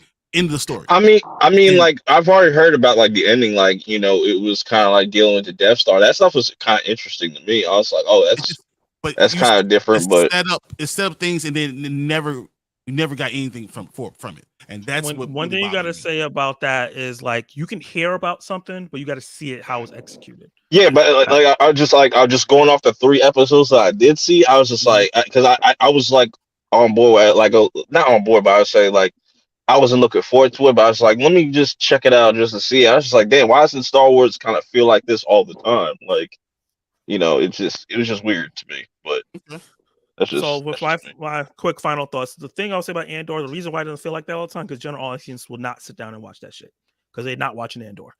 No, I'm just saying as far as that, like it has that gritty feel to it. It doesn't feel like, oh, this is made for some kids. Like I just see the dude just get popped in his head. Like that was crazy. That's what I'm saying though. No, I like that general part. Audiences. I like that part. General audiences are not interested in that Star Wars. That's what I'm saying. I'm not saying it's bad. I'm not saying that you can't like it. I'm just saying general audiences don't care like about a gritty Star Wars, because Star Wars was made for kids originally, and I know it needs to grow up with us, because we're all in our 30s now, or most of us here are.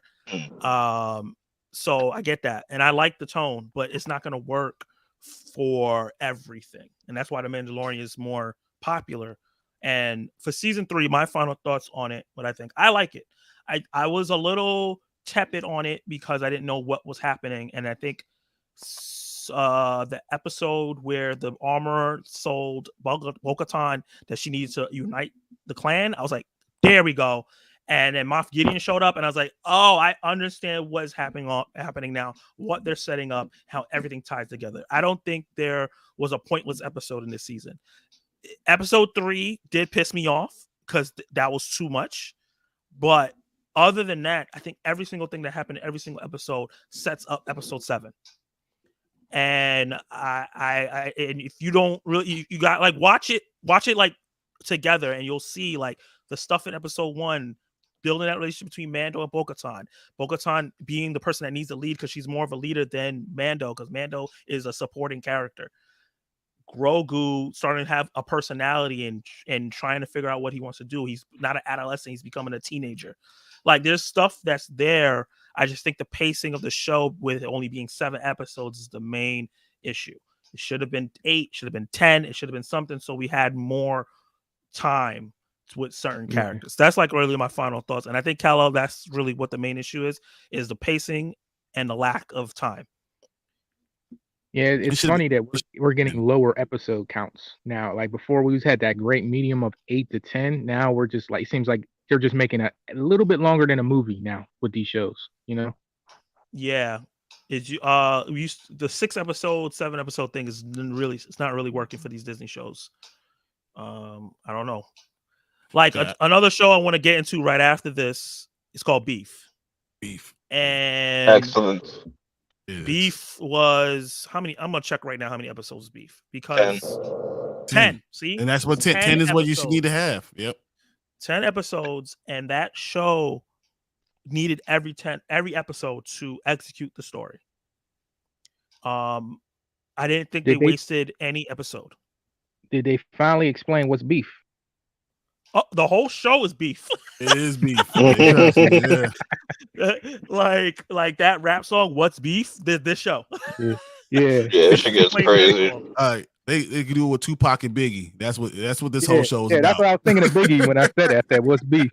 You know, I just that should have been the intro. Derp, have you watched Beef? No. Kal-El, have you gotten to watch it? Nah. So we're not gonna really super spoil it, but we'll talk about the show a little bit. I'm gonna talk about like what it is. I don't mind on that one. It's going to get spoiled because it's still popular right now. It's going to get spoiled. So basically, Beef is about 2 Asian families. One played by Steven Yeun from The Walking Dead, and he's been in other like indie movies that are good, and Ali Wong, who's a comedian, and they're both just having a rough time at life, and they meet each other at the wrong time. Yep. And Steven Yeun, who basically in the first episode, is not a big spoiler because it's like the first couple minutes, was getting ready to commit suicide. Yep. And on his he way thought about out, it 15 times. yeah. And on the way of leaving the store, of getting the stuff to do that, Ali Wong like cuts him off while he's backing out and beeps his horn at him, and he's getting pissed. And then she don't even show his face or anything. She just throw a middle finger, and they get into the meanest road rage you'll ever see in a TV show. And you would think it would just end there. If you ever, I don't know, most people don't got Wawas, right? It's like pulling out of a Wawa parking lot. It's exactly like that, bro. Like when somebody just like they see you pulling out, they just want to keep going. It's like, bro, we all going about to get in an accident. We all about to just, throwing hands over the shit. Like, calm down. Yeah. It's literally like one of those situations. And like how they talk about intrusive thoughts, like the thing that you think about, you want to do, but you're not gonna do. They let all their intrusive thoughts happen in the show. Exactly. It's amazing.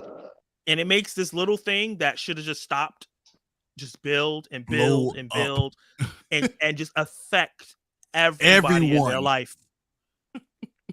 It's worth watching just to get to those last 3 episodes, because I said like those last 3 episodes like blew my mind. I was like, bro, that's some A24 shit right there. Like I was blown away. A24 production. Yeah, this was good. Yeah.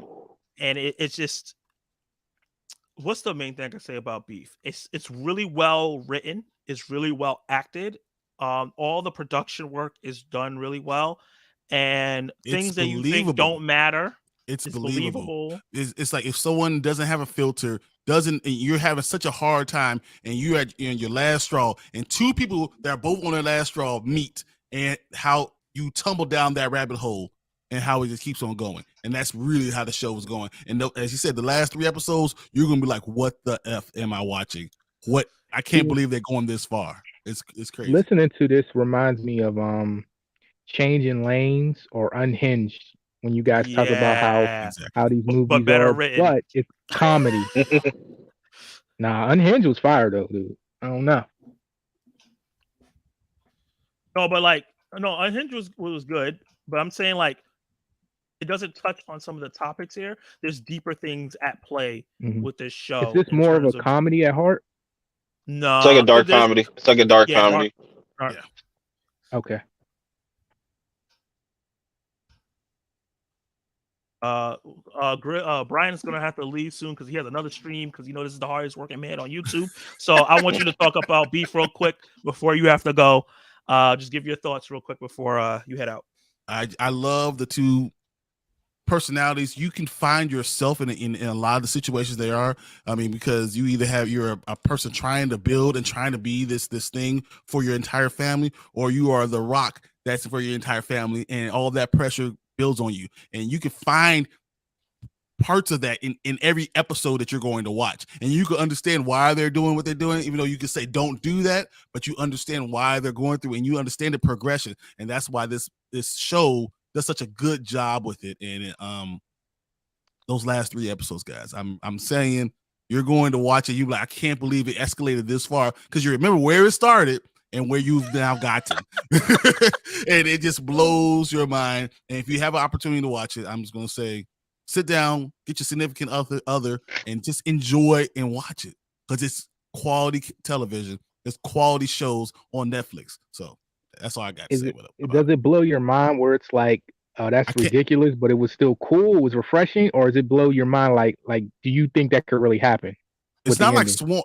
I think it could really, like, I could see them. Every episode makes sense. What this is not Swarm. This is not like, what the F, somebody killed this girl. It's like, I understand where we're going with each one of these episodes, and I see where we go, why we're here, but I can't believe it got that far. Like, someone should have been an adult and stopped this madness. Honestly, everything that happened in each episode, I was like, I think I've seen this on the news. Yeah. Or somebody's been through it, or you've been through it yourself. Or it's just like, you've done it. It's like, and that's why it's so good, because it's like, yeah, no, this is probably something that could have happened. Maybe not the same person going through it, but it's like they're the avatars showing like all the like you see something on the news and you're like, how did a person get to that point? It's showing you how someone can get to a certain point where they do something ridiculous, and also kind of show you why people do certain things. The loneliness of not being seen, the like he said, trying to build and hold your whole family down, and just not getting appreciation, or you already built it up and you're already there and you're the rock, and it's just too much, and you're crumbling because everyone keeps on just depending on you to do everything. And and the one thing that everybody can relate to in that show is the money shit. Like, everybody trying to get some money and just try to either get into a point to where they don't have to work no more, or you know what I'm saying, or their family's good and stuff, and just always something. It's always something. And everyone's trying to build, and no matter where you are, and everyone has failures, and how that affects you and your personality, and how does it affect the things that you do. And then when you're in this beef, why it affects you to this nth degree, and it's crazy. So I definitely get this. This is like we do ratings with now, later, or whatever, or never. This is a now show that you need to watch. I will watch that more than some movies that are coming out right now. This show is something that you should binge immediately. Yeah. Like, if I could have, I would have watched the whole show in one day if I had the time to do it. I think I did 3 days, but I would have sat there and watched and the whole thing, 10 episodes straight, if I could have, if I had the time, and if I was an adult. Yeah, I'm rewatching it now. Like yeah. Huh? You ain't about that binge life. You ain't about it. I don't have the time. I work for 7 hours, and I review, and that takes 2 hours.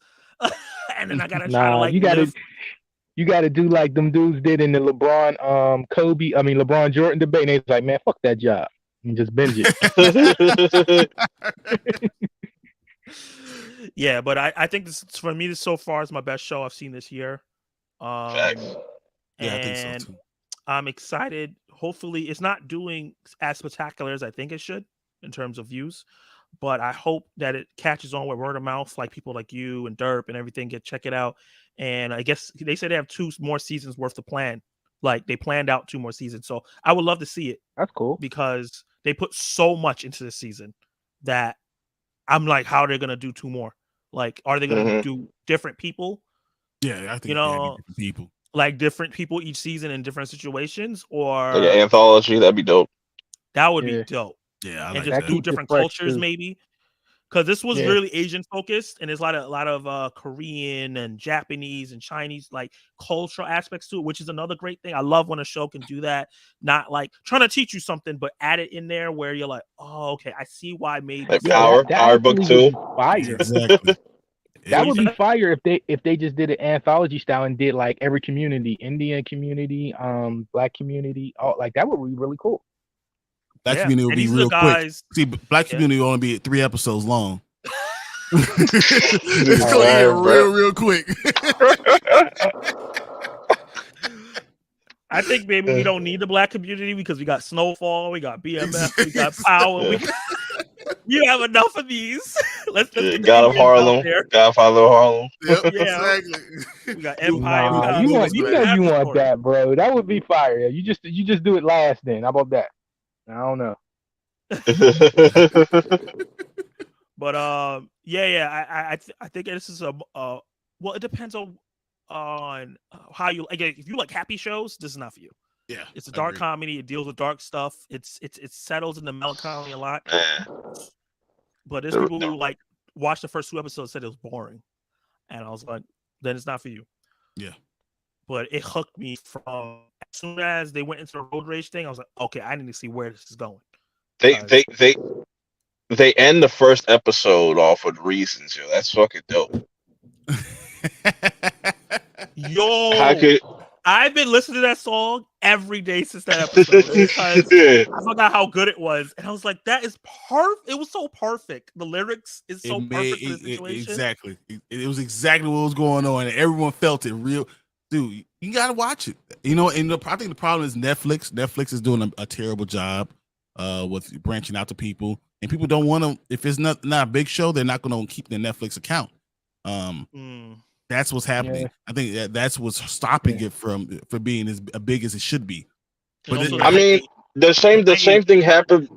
The same thing happened with Squid Game, because like I remember like I saw the trailer for that like months before it came. I was like, that looks like it's gonna be something.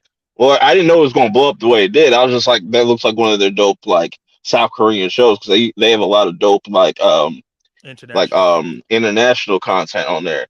Mm-hmm. And it wasn't a week until like a week after it came out. That's when you started hearing people just talking about Squid Game, and I think this is going to have the same effect. Younger people enjoying this show that you guys are talking about, though, because I do see people talking about it, but they're mainly younger people.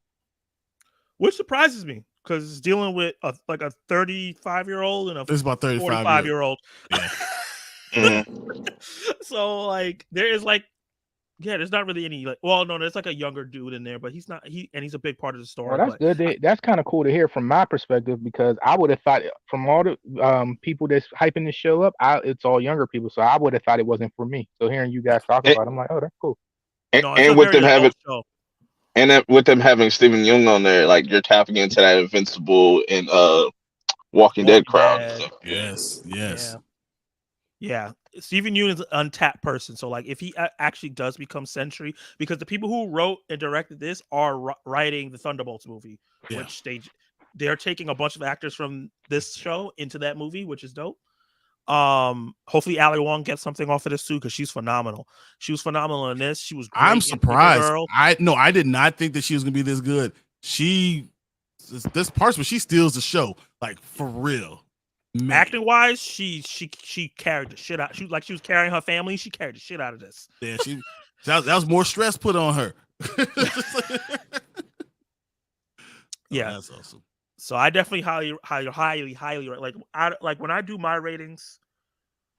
Right now, it's sitting at a B plus.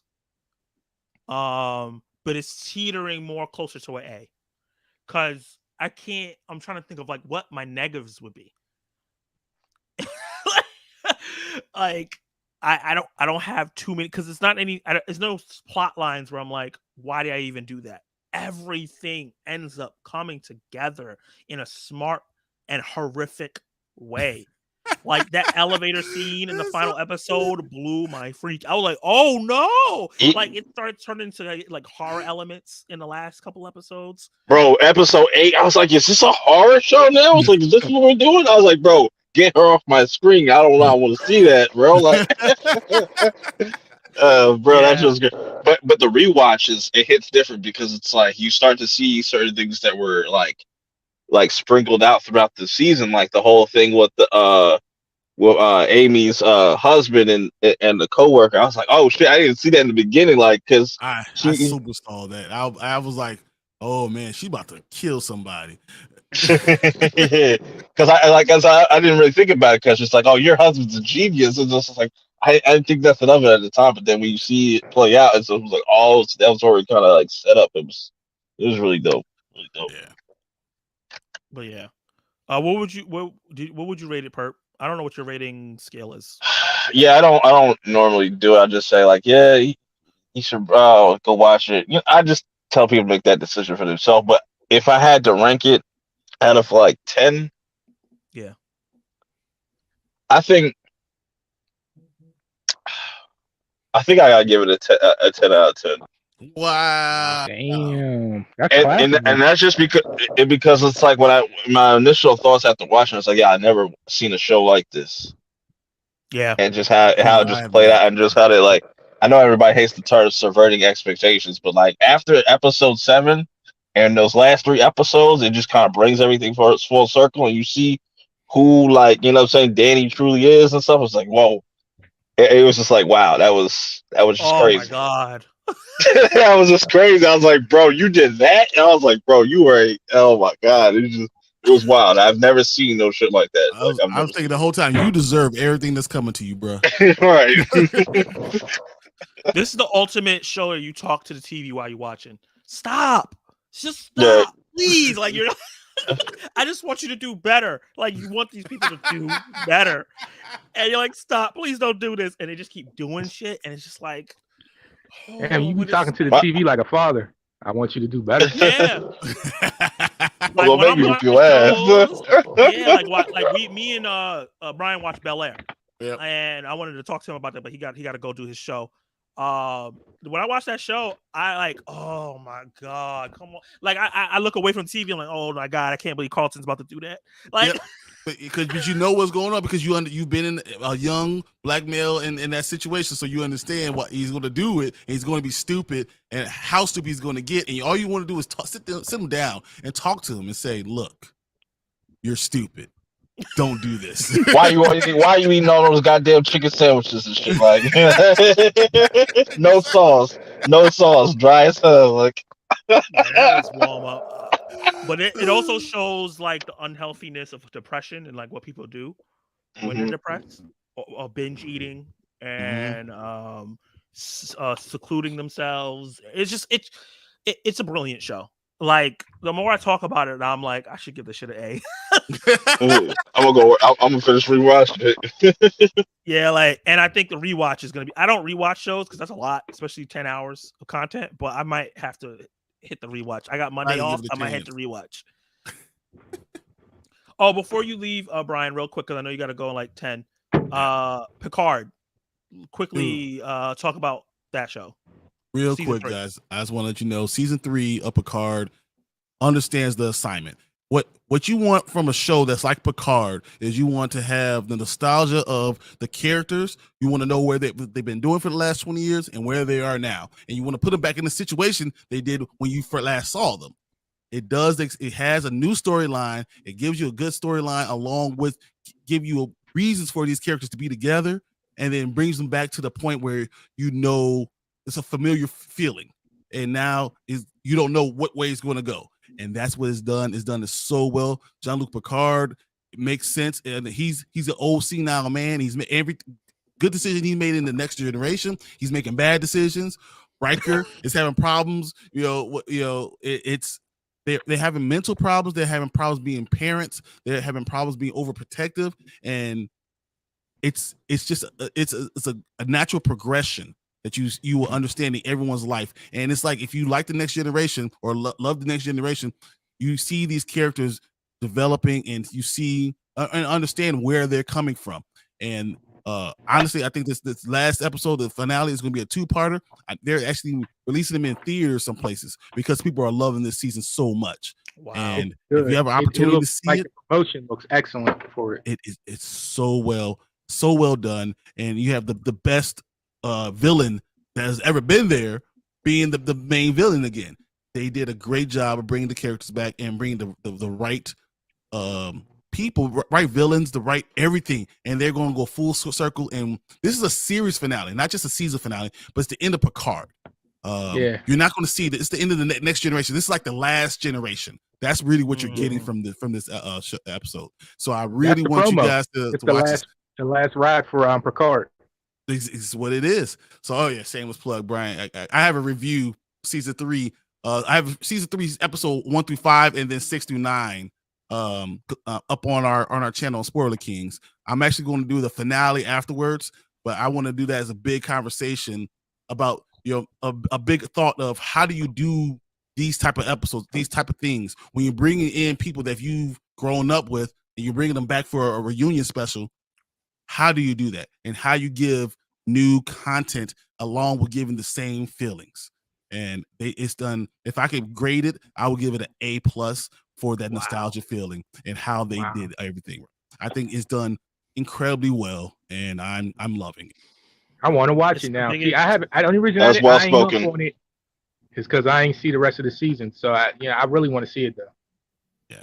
First 2 seasons are good, but this sounds like it blows those out of the water. It blows those out of the water. The first season was very divisive. It seemed like a lot of people were split, and then they won people over in the second season. It sounds like, but this season I'm hearing great things. So this season, everyone, all together, it's literally everything you ever wanted. From you want the new characters, you want them all to have a different story, a different villain, but that's very familiar. It's still at the noir sense because that's what the Next Generation always gave you, the detective noir type of feeling, and you're getting that along with these characters and as they're growing, and not because it's not just stagnant characters. It's a development of characters within the show that you already know. So it's a great merge of all those things. And if you have a chance, please watch it. If you even like the Next Generation, it's going to be a much must watch, and it's a great ending. And I'm so excited for it on Thursday night. I have one last question for you. Okay. I'm sorry. I was just saying, are you sad that it's ending? Like this is it for the Next Generation? I'm excited to see the last episode, but I know it's like every season for me for the Super Bowl. I know the Super Bowl. I'm excited to see the Super Bowl, but as soon as it's over, I'm like, damn. Now what do I do? What do I put in that spot, in that hole? It's like when you watch the Truman Show, the dude was in the bathtub. He was like, so what I'm going to watch now? That's going to be me. One last question I have about season 3, since I haven't seen it yet, but I saw the first 2 seasons. I liked a lot of the new characters they introduced in season 1 and season 2. Are they all gone? Well, Rafi from is there still. 7 to 9 is going to be still there. And then everyone from the Next Generation is there, and they have some new characters, and you're going to enjoy what they do with everyone. And they have some new characters they brought in, but they're not exactly what you think they're going to be. And it's another twist. There's twist after twist after twist without making you feel stupid. And that's important. Yeah, you sold this shit to me. I'm about to catch up. That wasn't quick though. You're right, Derp. Sorry. But you know, Brian, Brian gotta get his whole thoughts out. You know what I'm saying? Yeah, he gotta get his whole thoughts out. If you watch Spoiler Kings, you know me. And I have to I have to finish my thought no matter what, even if it's cut into my time. Fair. Yeah, Star Trek is a long history, so that was pretty quick. Oh yeah. So I didn't see him take a break. You can take a breath 1 second. So Nope. you got that out real quick. There's no time to waste. But one last thing, just plug everything you're doing, Brian, before you head off, and yeah, go do your thing. What you got going on? All right, I'm 1/3 of Spoiler Kings. We're a movie review, comic book review, TV show review channel. We like to talk about all things nerdy. We're building right now. We're at 850 subscribers. Yay! Thank you guys. I appreciate it. I'm doing a big giveaway for 1,000. We're going to do 3 levels of prizes. So me and Tanker and Brandon are going to release our 3rd prize. We're going to do it sometime this week. And then at 900, we're going to release where our 2nd prize is. And then we're going to release our number 1 prize is at 950, and then we'll do the giveaway at 1,000. That's what we're trying to get that done. I spent some money on this stuff. Some of this stuff, like you see, I collect all type of stuff. So I got comic book stuff. I have pop stuff. I have paintings down here of T'Challa. So we're going to do some really cool things. Please be part of it. We'll tell you the rules of how we're going to do it, but please subscribe and join us. We're live Mondays and Thursdays at 9 Central. Yeah, man, I love the channel, definitely, and I always appreciate you guys supporting me. You jumping on when I need you to jump on, and yeah, definitely check out Spoiler Kings. Help them get to 1,000 subs because they're awesome and they deserve to make money off all the hard work that they do. Now I gotta run because I got 4 minutes, but thanks, guys. Yeah, I appreciate you. Thank you. All right, bro. Peace. All right, perfect. I see you, Dirt. See you. All right, man. Salute. All right, Khalil. Y'all got a lot of Funko Pops. I just noticed that. Yeah, and this is not even half my collection. Y'all got problems. Well, I stopped. That is the problem, though. I haven't bought one in like 6 years, so that means you're due. 6 years sober. 6 years sober. 6 years sober. I don't You're drink due, alcohol, then. but You're I drink due. Funko. I know. Like I'll take them as a gift, but I'm not buying another one unless it's like a rare one I want.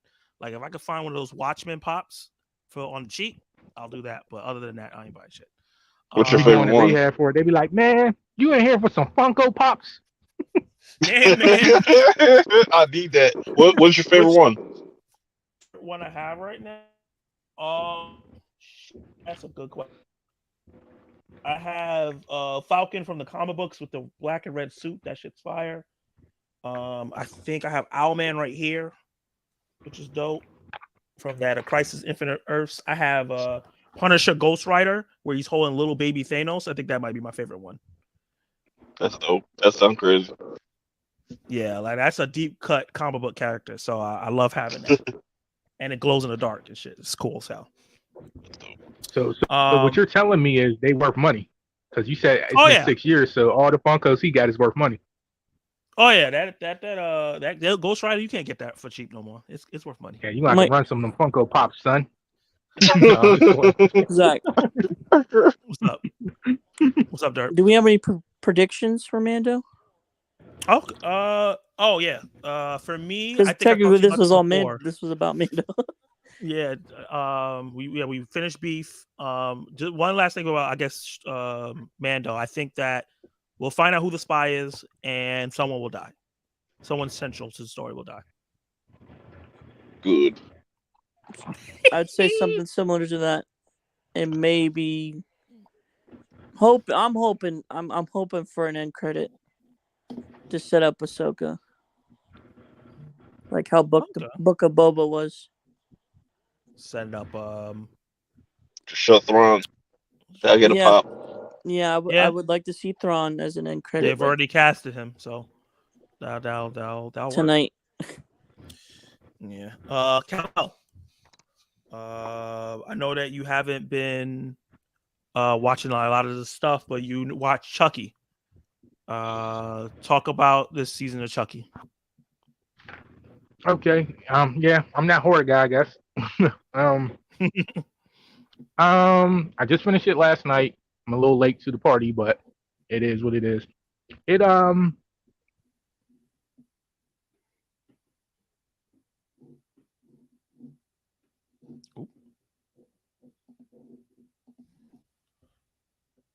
a little bit in the earlier stages, and I felt like they were unraveling stuff that they had set in stone in the previous season. Mm-hmm. Still with me? Yeah, I'm here. Oh, okay. Okay. So yeah, I mean it was good. The last 4 episodes was really where it was at, and it's almost like I wish the whole show had that type of flow and pacing because Mm. I'll put it this way, the first 2 episodes had me out, and then by the fourth episode, I'm just like, man, why are they doing this? It just felt like an extension of Seed of Chucky, which I think is the worst Mhm. Child's Play movie. But it Mm. picked right back up where it ended so good. It ended better than the first season, and it's just like I can't wait to see where it picks up at. And it just took it in so many directions. It gave it what I always thought it was going to be before they released it. It looks like it's going to branch off into multiple storylines, and I think that will make it stronger. That'll give it a little bit more variety to it. Because my always my hope for this show was they do it kind of almost like an anthology in a way where, because if you know anything about the Chucky franchise, he split his soul up, so there's multiple dolls, so he could be in one He did place that at in more than one Cult. time.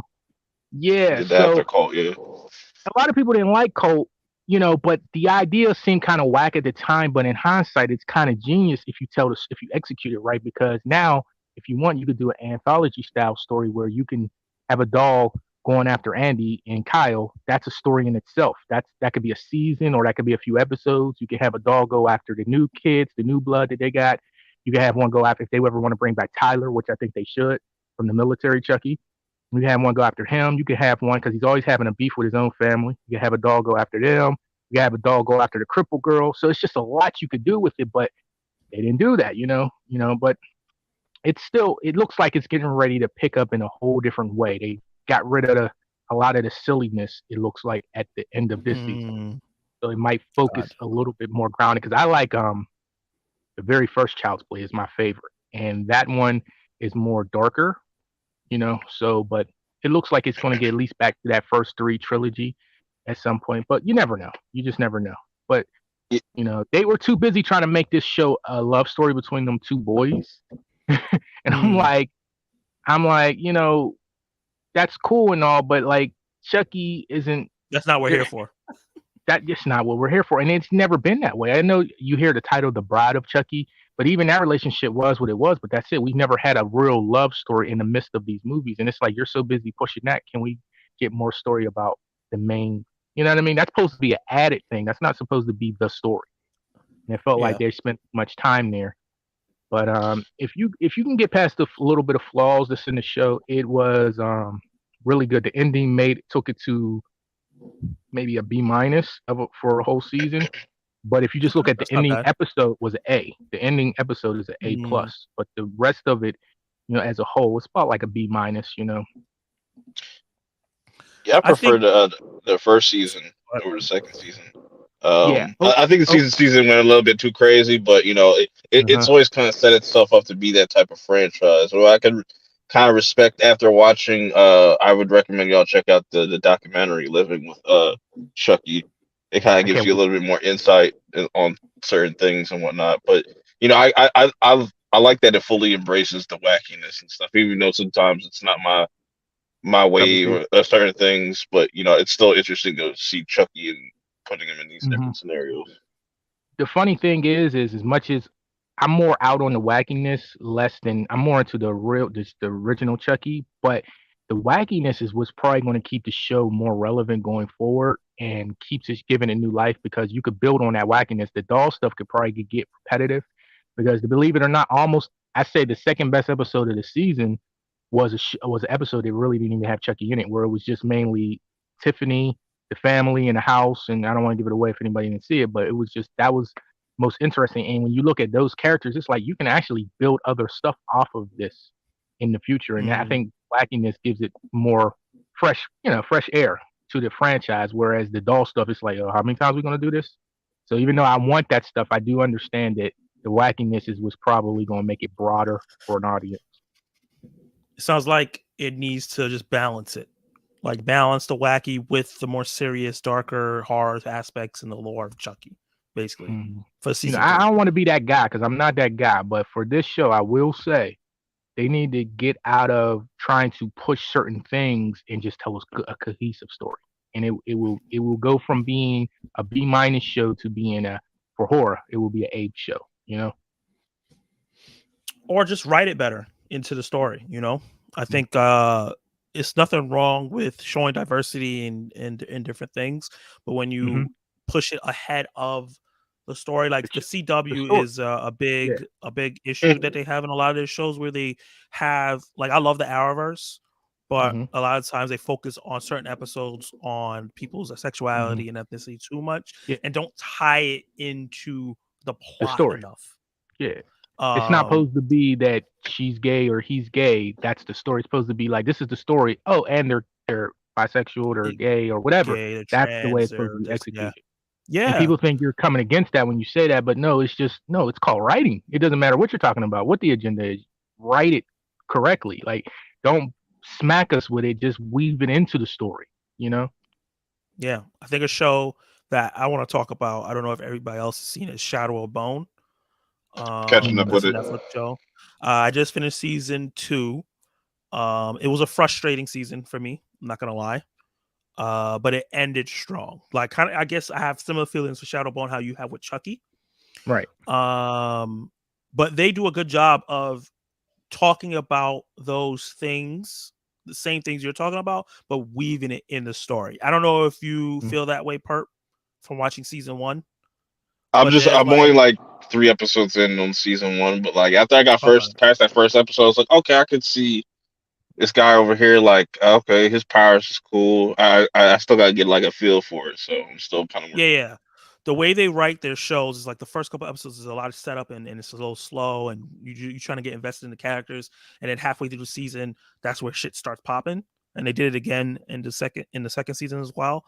But what they do here is, like, the main character is called a shoe, and they kind of tackle things with like prejudice, isolation, and stuff like that. But they tie it within the story, and it's not her whole personality.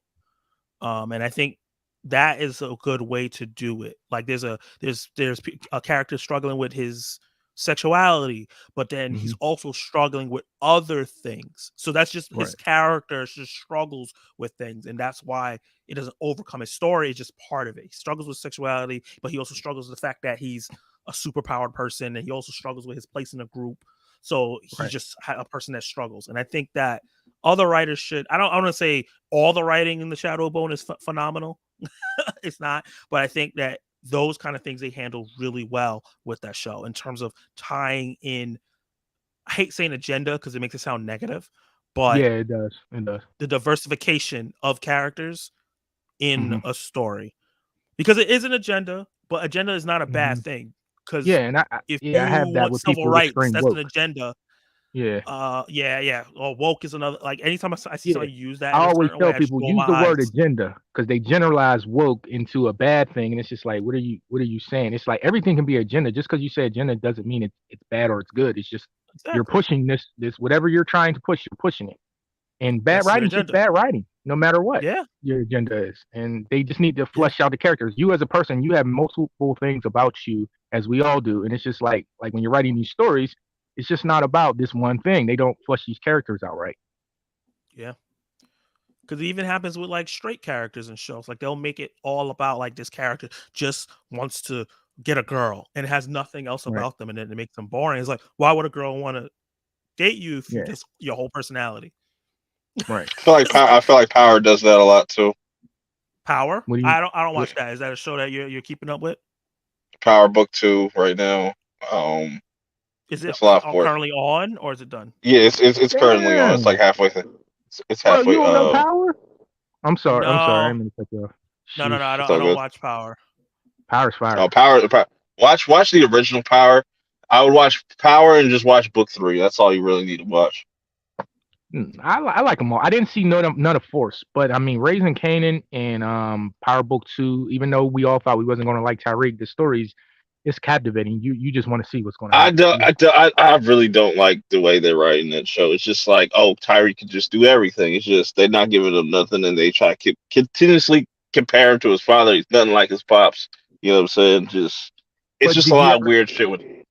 Did you ever notice that this is basically an unofficial prequel? Like, he's supposed to be Ghost, and and I don't, I don't really like that either. It just seems kind of lazy. I was like, you might as well. They're just done that with Racing King because they're eventually going to get to that point anyway. So it's just like you should have just completely done something different on Tyreek's character. I just don't like how they set up the whole Ghost gave him a trust fund and stuff like that. It's just like all you have to do is finish college and you get that. So it's like, why are you even sitting here dealing drugs if all you got to do is do like 3 or 4 years of school and just yeah. That's always been a stupid conflict with him, From the original, I just he want to do. Yeah, I'm sorry, guys. No. It's just like they could have just gone a different direction with Tyreek instead of like it feels very CW-esque. Look, the way that the writing power compared to the original series, where it seemed like it took itself more serious, where it's just like, all right, nobody can figure out putting these two things together, and just a lot of sloppy, just villains, just it's just nothing. It just doesn't good characters though. I think that's why we're in tune with it because I like Monet. I like almost every character in it. Like I want to see how their story's going to go. But I think that's where they got us on the hook. But you're right, the writing is a little bit like it's watered down. But I think that's a product of them when they did the original Power. It was just Power. Now they're doing so many shows in that universe, where I think that's what's hurting it. I mean, hey, you guys are debating it really well. The reason why I never watched Power because I was an Empire guy and 50 Cent was making it like a battle, so I picked Empire, and I don't picked the wrong one. I don't regret it. I like that show. It was cool. I love my ended trash and my Lucius. But I love my cookie. Yeah, man, that's my girl. She's dope. Yeah. She is the show. She's the show. Yeah, but she was the show. She was dope, bro. Power. It's so funny. He competed against that, like to make it a thing. If you in hindsight, you see what he was doing, but the shows are nothing alike. They're nothing alike. Because Empire was the biggest thing on TV, so that's why he was doing it, and he just got people to come over to Power, and now look at Power's outlasting Empire. So.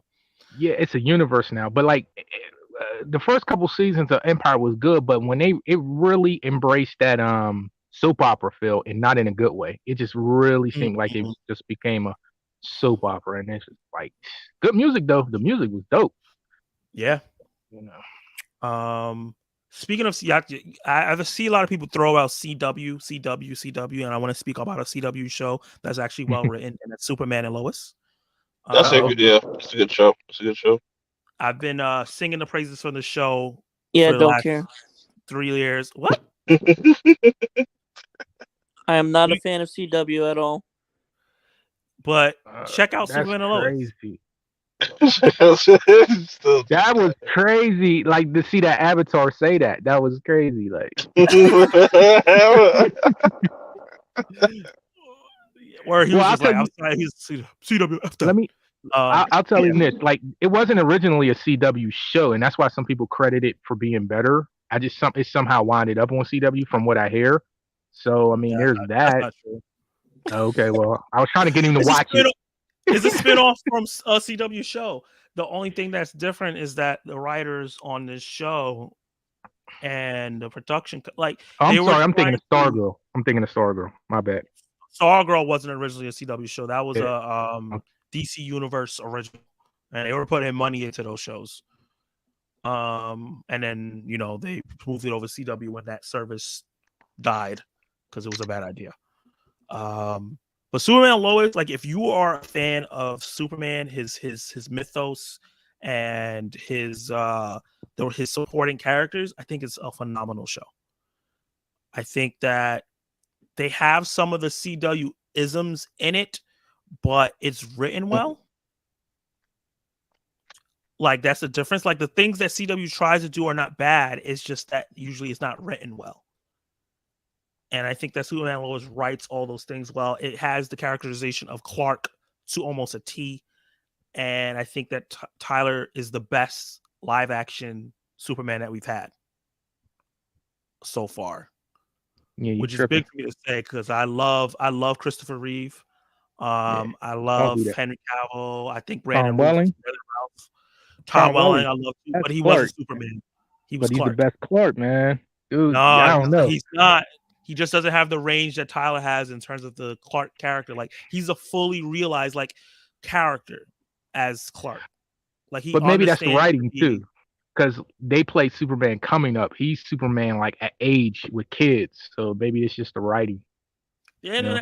and that's the thing. Like, that's the difference because that's like going against like the Batman versus Dark Knight Returns. Like, there's two different Batmans at two different ages, and you get like a fully realized character in the animated movie Returns. That's more like Batman that we know, and the Batman is more like an early version of the character that's kind of getting there. That's like the difference between like Smallville and Superman and Lois.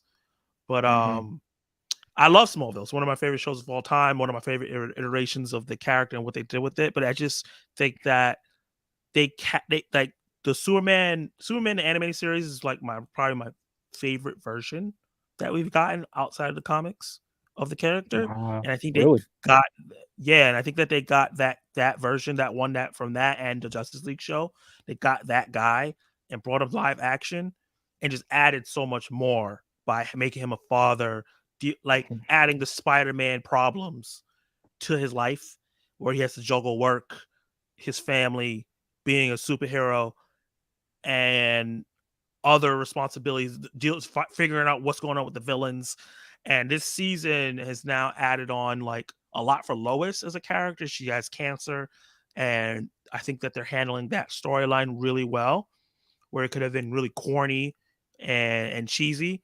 They're handling it in a way and tying it into the greater story. It's not, she just doesn't have cancer just to give her a struggle. It's tied into the villain in a way. Is there any Lana And Lang? the Lana family, her name is Lana Cushing in the show. The Lana's family is a big part of the show for the better and the worse. A lot of Superman Lois fans do not like the Cushings. I don't mind them, but she's there because the whole premise of the show is that Superman's been around for a while. He was in Metropolis, his mom dies, and her last wish was for him to bring back the kids to Smallville and have them raised there so they can kind of get the upbringing he got. And Lana's been there the whole time, so she's introduced back to in his life. She's married, she has her own kid, and we kind of see them as like best friends instead of lovers or like potentially lovers. So the Cushing family is there, and they're into the story and all this other stuff, and Lana is there, and she has kids, and she has a significant other, and they tie in Steel in a really great way, and that's a character from the comics that I think was underrated and it doesn't get his due because he had that Shaq movie. And they do really great things with his character as well, especially in season 1. Season 2, they did a great job with Bizarro. They introduced characters that were not in the comics, and I think they do a great job there as well. And I think season 3 is heading to maybe the death and reign of Superman. And I think that could be a phenomenal storyline to do with the way they've built up all the characters. But so like, I highly suggest watching Superman and Lois. I know it's on the CW. I know the CW has a bad rep, but it's one of the best written superhero shows. And the cinematography, the filmmaking is so good. Like some of the shots, I'm like, you didn't need to shoot the house that way. Like this shot of just showing the house didn't have to look this good. Like you could have just showed the house in plain colors, but you had the sun glistening, the corn flowing, and it looked gorgeous as hell. They just take the little extra effort to do things like that. I like the first season. Huh? I like the first season. Yeah, the first season is great. It has one of my favorite comic book episodes ever. The one where they kind of show his origins a little bit. Mm-hmm. That was so good. Like it was so good. So yeah, I highly recommend Kal-El. As someone that seems like a fan of Superman, your name being Kal-El Daily, I think you should have to check it out. No, definitely. It's one of them shows where I wanted to be so focused in on, and it just never happened yet. And just being busy because I want to give it my full attention, maybe even review it, and it never happened. You just get backlog with stuff. But that and The Boys, It's like 2 shows I've been trying to get to. This is definitely if you like that grit, and we're getting a soon. I think you should go to that as well. But what's you been any TV show talk about? Oh, the US botting a little bit. Huh? I US thought it was just botting a me. little bit. Yeah, you was Oh, making. you guys can hear me now? Yeah, Yeah. I can hear you. Okay. Derp, I was saying, do you have any TV shows you want to talk about other than Mando? Anticipation of Cobra Kai season 6. Final season. Final season. Kal-El, is that a show you watch? No, y'all be sad to know I haven't even seen all the Karate Kid movies. So, Bruh. You don't need Bruh. to watch the show, honestly. I They mean, show in a enough way you flashbacks. do, but I not think it'll really. keep on. If you do, it'll probably hit better if you've seen them all. Yeah. Like, the only Karate Kid I remember is the one that doesn't even tie into the show. Do, And that's- do this, right? Watch the Please don't first tell me season the of only one you've seen was 4. watch the first season of Cobra Kai, and then go watch the first movie, and then like after each season, just watch the movies, and then you'll be like, you know, what I'm saying? You should be good. Yeah. Zach, please don't tell me the only Karate Kid film you've seen was the next Karate Kid. I've seen the first remake. 2 original ones, and I saw the Jaden Smith one. That's not even. That's a reboot. That's not Karate Kid. Well, it's called the Karate Kid, so it is. But That movie it was is, alright. but I don't it know isn't why because people it's be not the hating. story that they intended. I like that movie too. I hope Jaden Smith shows up But in the I final like season I of the like the tournament. reboot. Yeah, if they do that, I can see them doing that shit too. It's just like, don't do that. Don't mess up a good thing. You know, I can see Why? Hillary Swank, but like, nah, just don't bring in Jaden, bro. Don't What's wrong ruin with Jaden? What's wrong with them? it. I mean, as a different character though. Like maybe, you know. It's a Do that, different but just story. don't. Yeah, just stay away from that. Don't do that. Yeah, Even so though it'd be Jackie fun, Chan it'd be show funny, up. but it's just It's not karate. It's kung fu. yeah. But Karate Kid is like really fucking dope, and I'm curious to see what they're gonna do with this movie that's gonna come out next year. That has nothing to do with Cobra Kai and stuff, but it's gonna be Which annoys me. Yeah. Because it's gonna tie into the original Karate Kid, but ignore Cobra Kai, which is a sequel to the. The only thing original I could see them doing is I would love to see them do like a young Mr. Miyagi like story, because they've been teasing that throughout Cobra Kai, like, you know, and it'd be really dope to kind of see them completely would. go into like Japan and so like the Aquanaut, like, you know, just get all that backstory and stuff like that. See, or even I do a mean, they did, Chosen, but they didn't. or even do Chosen. That'd be cool. That'd be dope to see like the origins of Chosen or something like that. That'd be cool. Oh yeah, Something he in was a cool- Japan. He was a cool new character. My thing is, I hope it's written and I hope it has the same runtime or a similar runtime to what Stranger Things was. At least the recent season. The last season, no way. That's too much. I'm saying at least the similar, you know. I just hope it's not short. I'll give you that. Yeah. But not a 2.5 hour episode. That's too much for Cobra Kai. Yeah. Unless that 2.5 hour episode is like the whole tournament and they build up to it, then I might be like, okay. Like if we get the whole tournament in that 2.5 hours, that'd be fire. But Have my you thing talked is, about Yellow I just want to Jackets yet? split into 2 parts. no, I was about to get to Yellow Jackets after Cobra Kai. Like the volumes, like how it was released. I wanted to be like that. Split it. Oh, I'm 1,000% they're splitting that up. They're doing that to all their big shows. But if they do the final, I wanted it to be a movie, or Yeah, at I think least they're gonna released in do- theaters or something. they're gonna I do see- part 1 and part 2. Yeah, part 1 will come in like September, and then they'll end things off how they usually do it, like come out like around like New Year's or something like that. Yeah, Yeah. that's what I want at least. I think that's For what they're gonna season do 6. because they did it for Ozark, they did it for Stranger Things, they did it for You. All their Works. big stuff they're doing, and it's helping with churn. Because all right, well, if it's gonna come out in 3 weeks, I might just keep it. Like, and I can see them doing that with Wednesday when Wednesday comes back. So I didn't even give it a chance, and probably won't even ever give it a chance. why? Because it's Wednesday? leading a woman. You No, don't like shows with women? Huh, No, Dirt? You don't like Jenna it's Ortega? literally Harry Potter. That's not a bad thing at all. But it's not. And That's then It's they not not. gave Harry her Potter all her though. Yes, powers. yeah. But it's not Harry Potter. Just because she goes to the school doesn't mean it's Harry It's Potter. literally Harry Potter.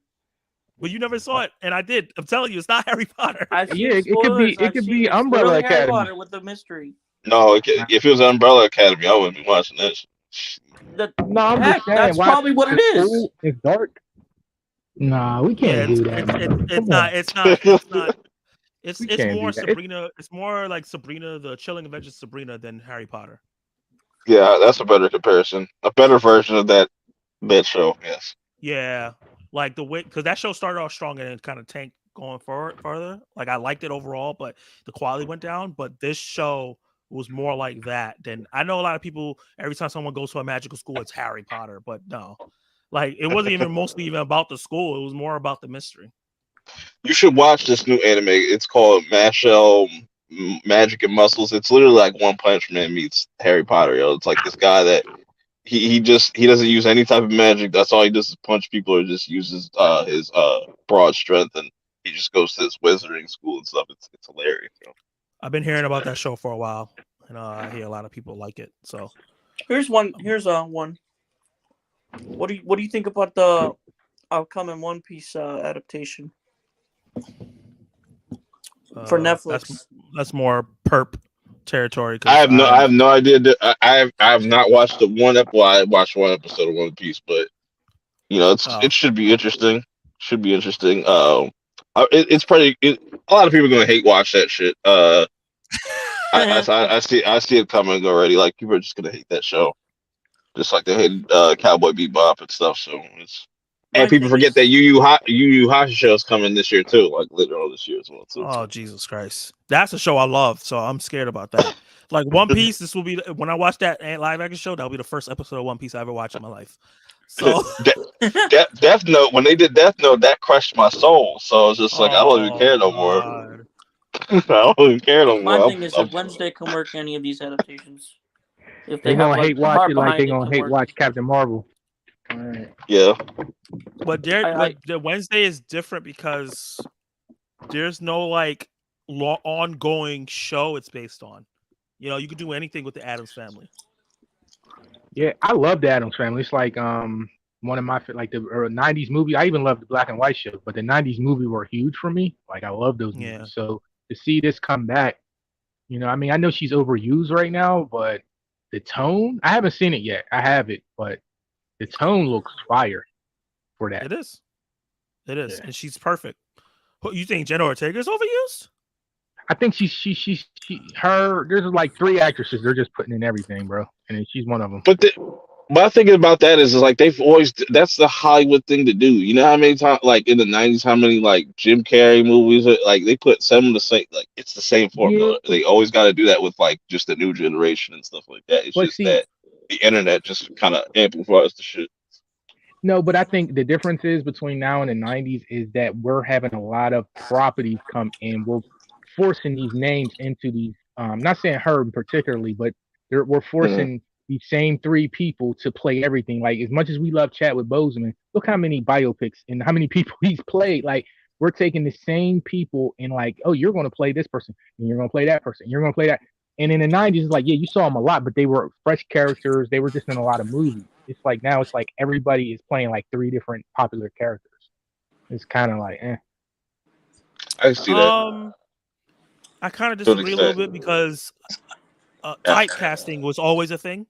Like people, when you do something really good one time and which could be a detriment to you, you get casted in that thing over and over and over because they know it's going to sell tickets. Tom Cruise, Leonardo DiCaprio.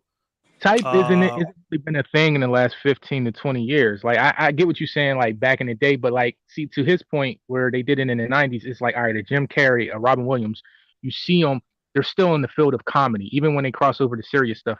It's just a new movie with them. It's another movie with them. Whereas now it's like, all right, we're going to have a dude play 2 different superheroes, and we're going to have him play James Bond. Or you get what I'm saying? It's like we're taking that same guy or same girl, and we're putting him in all these same big roles, and it feels like there's more actors that they could spread that around with. It's not about them, the volume they're putting out. It's about what they're putting them in.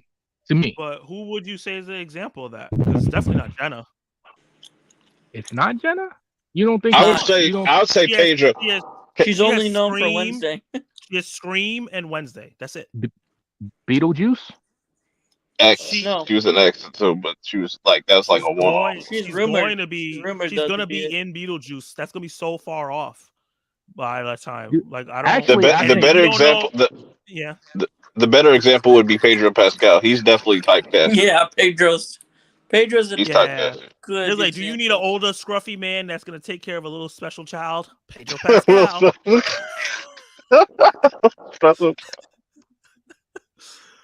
Yeah, she is getting cast in Beetlejuice. That's true, but we and don't know that who doesn't else is that gonna to be you in it. don't you feel like tonally that feels like Wednesday a little bit? Like I mean, just knowing what Beetlejuice was, and if they built from the original, that feels like it could be the same thing. I gotta see what is somebody I would. I hear echo. Hello. Okay, yeah, I don't know who it was. It's not Perp.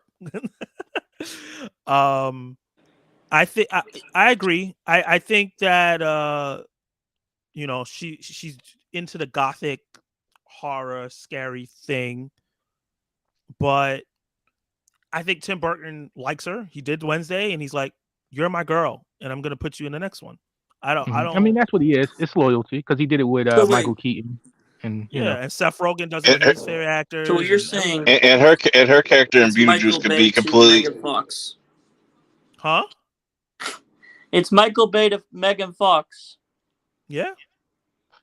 and her character in Beetlejuice could be the polar opposite of Wednesday. Like she could have it's way almost more. like the Like she could be Margot more. Robbie effect. Yeah. The what? She, The Margot Robbie thing. They do that with her, and the funny thing is her movies Yeah. bomb. It's like they force her to be. I mean, if her movies did well, we would see her even in even more bigger things. I mean, it's like I don't know, man. It's just it seems like they're using these same actresses, and I mean, it's cool. It's not that they're bad actresses or actors, but you feel that at the talent pool they can pull from more than they do. It seems like they have these select few, and they're just going to make us accept them as these big characters. The thing with Margot Robbie is that she's making these things happen for herself. She produces most of these movies that are coming out. So it's not Hollywood forcing her. It's her like, I'm Tanya going was to get pretty this good. shit. Like she's a Tanya's phenomenal her best actress. stuff. But like remember, a movie bombing doesn't mean it's bad. Like she No, has a lot I of know. great movies. But the too. movie she's in bombing is bad for her though. This Barbie bombs. This is well, it for her. Like, cause it's Yeah. everything So, outside of the DC, I mean- and they still bomb. But outside of DC, everything she does is bombing. Tanya's fire, but it didn't do like she don't really have a major hit that's outside of Harley Quinn. Bombshells. I have to mention another thing, maybe two. Mm-hmm. Everyone here has seen Last Airbender, right? Yeah. The show, not the animated, not the the movie that we don't talk Wait. about. it's Wasn't been my years. thing. Yeah. So. Yeah, it's been a while, but I've seen it. You know the adaptation is coming out too, right? Yeah. They've been talking about it for a couple years. That looks better. That looks better than M. Night Shyamalan's version, or at least the cast. At least. Way better. Have you seen the entire cast? Yeah. Perp. Netflix released a picture. Yeah, I've seen the cast. It's pretty good. The way they look, at least. So just the 5? No, they released like 17 people or something. It was like a big picture. Yeah, a lot. With like a lot of the casting. There's more, and I have it. Well, I don't want any spoilers. Yeah, I know. My thing is, what are your thoughts on that? Like, do you think it'll be good or? Jenna only do horror movies now. Well, that's not true. She did the Fallout. Great movie. Nothing like anything else she did before. Facts. Facts. It's not facts. I just disproved that as a fact. The Fallout. There's nothing wrong. There's nothing wrong. Like, good, if though? you do 9 horror movies in one different one, like you do horror movies. There's nothing wrong with that though. No, Do you nothing think wrong. this? Sorry. That's what Gina Carano should have done. She should have just gone to horror, like, you know, say, but it's on the story. You're not gonna, you know, we Gina don't have Carano is doing conservative bullcrap movies that My- get released on DVD. Do Feel you like a fellas horror. think the adaptation of that will be good? Yeah. I don't know. Yeah. I don't know who's writing it. The Avatar people backed out because Netflix wouldn't let them want to do like what they want to do. So I have no idea. From what I've seen though is, obviously, you know, the writers from the original show aren't there anymore, Yeah. like you said, but they got most of the cast that they casted, and even the writers that are behind it know the show, know the heart of the show. So I'm gonna give it a chance. Well, yeah, of course. I'm gonna give any big thing a chance, but I'm gonna go in low expectations and hopefully it blows me away. Why it gotta be big though, Zach? Why can't it be a small thing and you give it a chance, huh? Because them shits get canceled and I've been burned too much. Yeah. Yeah, fact. My thing is that it. they put so much support into this with the visual effects and the money and the art designs and the casting, all that. Yeah. Like I watched smaller shows. Like Shadowbone is not huge. I watched it and it's probably gonna get canceled. But like so many shows I watch on Netflix and other services.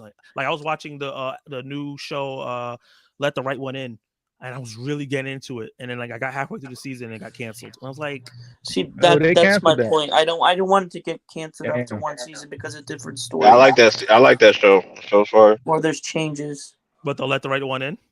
Yeah. Yeah, and then it got canceled. And it's just like That's crazy. you know, I'm not okay.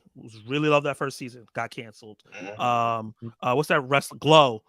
Really loved that show. Glow was fire. Canceled, I really hope. heard it With ended. that being said, I hope that Heels never gets canceled. Even though I'm still waiting for season 2. Heels was fucking fire. Like that was a good like fallback after they canceled Glow. I was like, okay, at least they got Heels now. So that's my point though, fellas, about, you know, this adaptation of Avatar. I don't want it to get canceled after one season because there's, you know, somewhat different changes to the story or a different route of how they're taking it. Well, you just got to see the quality. Like the first season is going to go crazy in numbers, but if it's not good, then people are not going to watch the second season that much. My thing is they're going to complain because it's different from the story that they know of. And Well, and then with a TV show, with an adaptation, you can't just. I mean, somewhat you got to make some small changes to the story. You have to make it. It's gonna get boring for people who've seen the original. That's my concern. I don't want to, you know, if you're gonna rip off, like retell it, then just rip it. You know, you can't rip it off. You literally can't. That's my. You got to give it a reason for it to exist, basically. Yeah. So the final two things I wanted to talk about real quick, and I don't know if you guys have seen these shows. Hold on, I think I got a brain fart on one of them. But Yellow Jackets. Has any of you guys started Yellow Jackets yet? Nope. Never. Every time I ask people what that show is, they can't really explain it to me because it feels like they don't know. They're still figuring it out themselves, but they like it. I don't know. Nobody can tell me what it is. Go ahead, Zach. Okay, I'll explain it. I'll explain it. So in the 90s, a group of girls that play soccer and were going to nationals get on a plane to go to an Asian country, I believe it was, and their plane crashes way before they're supposed to get there. So we are dealing with two timelines. We're looking at the past with them trying to survive on that island, and then we go to the present day with them as adults, and we see who survived. And you would think, oh, that's boring because I know now the past is going to be boring because I know who survives. But what they make it interesting is that they did some shit while they're on that island, and now they're getting blackmailed in the present about it. It wasn't an island. It was the wilderness because they were heading. I think they were heading to California because they were in Jersey there. I think they're heading to California, and then they're crashed. Their plane crashed in the wilderness. So somewhere in the wilderness, I forget. Yeah. So it's not lost, though, right? No. It has that mystery element. It has that it has that mystery like kind of vibe of Lost to it, but it's there's something very much deeper going on. And it also doesn't feel like they're making it up as they're going. It feels like they have a point. I think with Lost, like you never had a real grasp of what was going on. I kind of feel like I know what's happening. It's just I'm excited to go along the journey to see what they did in the past and why they did it, and then also why they're getting blackmailed in the present, and how what they did in the past affects them as adults, because it affects them crazy. They have the ill PTSD. They have a lot of interesting humor too. A lot of the humor comes from like their adult selves and stuff, and that's another thing. Like because you have their younger selves, like the younger cast and then it's sort of like a it kind of thing. Kind of how it has like a child cast and like the adult cast, and it's just interesting how they throw into this whole horror element, and it's just a really compelling just show to watch, The mystery of perfect it, casting. they give you enough to keep you intrigued, but there's always a mystery about it because they play with, is this supernatural or this is just a terrible situation to end? And like every episode, you're unsure, is this a supernatural thing that's going on, or if it's just a survival show? But they ground it with the characters who are dealing with real shit. I think that's what it is. I think that's what's great about the show. Okay. Yeah, this season's been fire though. This season's been really good so far. Like, I like that we're starting to I like the winter setting where we're going back to the way that they shoot it, and just how it's not too bright, but it's not too dark, and it's just the way it reflects, and just like it just adds to the eeriness whenever you're in there. Like you have a character just sleepwalking, and there's a character that just sleepwalks, and she does some weird ass shit when she sleepwalks, and there's this other entity or something out there with them, and there's these weird symbols and almost like this cult like aspect to like certain things that are going on within the story. And it's so fascinating how and they're then you putting it all see it together. affect them as adults and certain characters. Like the sleepwalker is an adult now, and you would think that she's like all well put together, but she's been suppressing her trauma so long, she starts sleepwalking again as an adult, and it's causing chaos in her life. Mm-hmm. But some people like they're just getting out of rehab. Some characters just getting out of rehab, trying to get their life together. Some people haven't had any purpose since they were in the forest and stuff, trying to look for some other purpose and stuff like that. I'm talking about Misty, obviously, but and she's a great character. Christina Ricci. Yeah, beautiful. And then Shauna is terrifying. Like just her laid backness and just how calm she is, and but when she threatens you or she feels threatened, like that's where she's just she's like a Norman, like as they describe it in the show, she's like on her Norman Bates type shit. Like she's she crazy. did that in The Last of Us too. She's like this high pitched voice, calm person, but then she shoots a doctor in the head. That's what she did in The Last of Us, and it's like that, but taken to another level in this show. Mm-hmm. She's like she's probably the best actress on the show. Yeah, and then like all of them do a really good job, and like I said, like a lot of the humor stuff is when they're like adults and stuff. They do goofy shit some here times, but it never feels forced and nothing like that. It's not comedy bits. It's like real life situations that are just funny. But Kal, look like you was about to say something. You have a question about it? I'm good. Just something I need to watch. It looks interesting. It's just that when people rip on the show, they're just like they always rip on that they've just gotten like little appetizers about what the show really is. Like what happened in the, and it seemed like it annoys some viewers, but obviously, show must be good because people still watching. Yeah, if you're somebody that needs to know exactly what the end goal is of something you're watching, this show will annoy you because it feels like it's more about the journey than the destination. Yeah, even the writer said like they got 5 seasons planned, so it's like they're slow. It's a slow burn, but I feel like each season they reveal a lot of interesting things to keep the thing going, and they don't rush nothing, and that's what I like about it. Because if they were to rush certain things, I don't think the show would be as big as it is. It's the intrigue of just finding out like what exactly happened to them in the wilderness, and also how is that going to affect them now in their real life, because there's certain things that haven't been happening since then, but now are starting to come back, and it's going to start affecting their lives in very big ways. So it's crazy. Because But like I like. Cal, what you saying, Perp?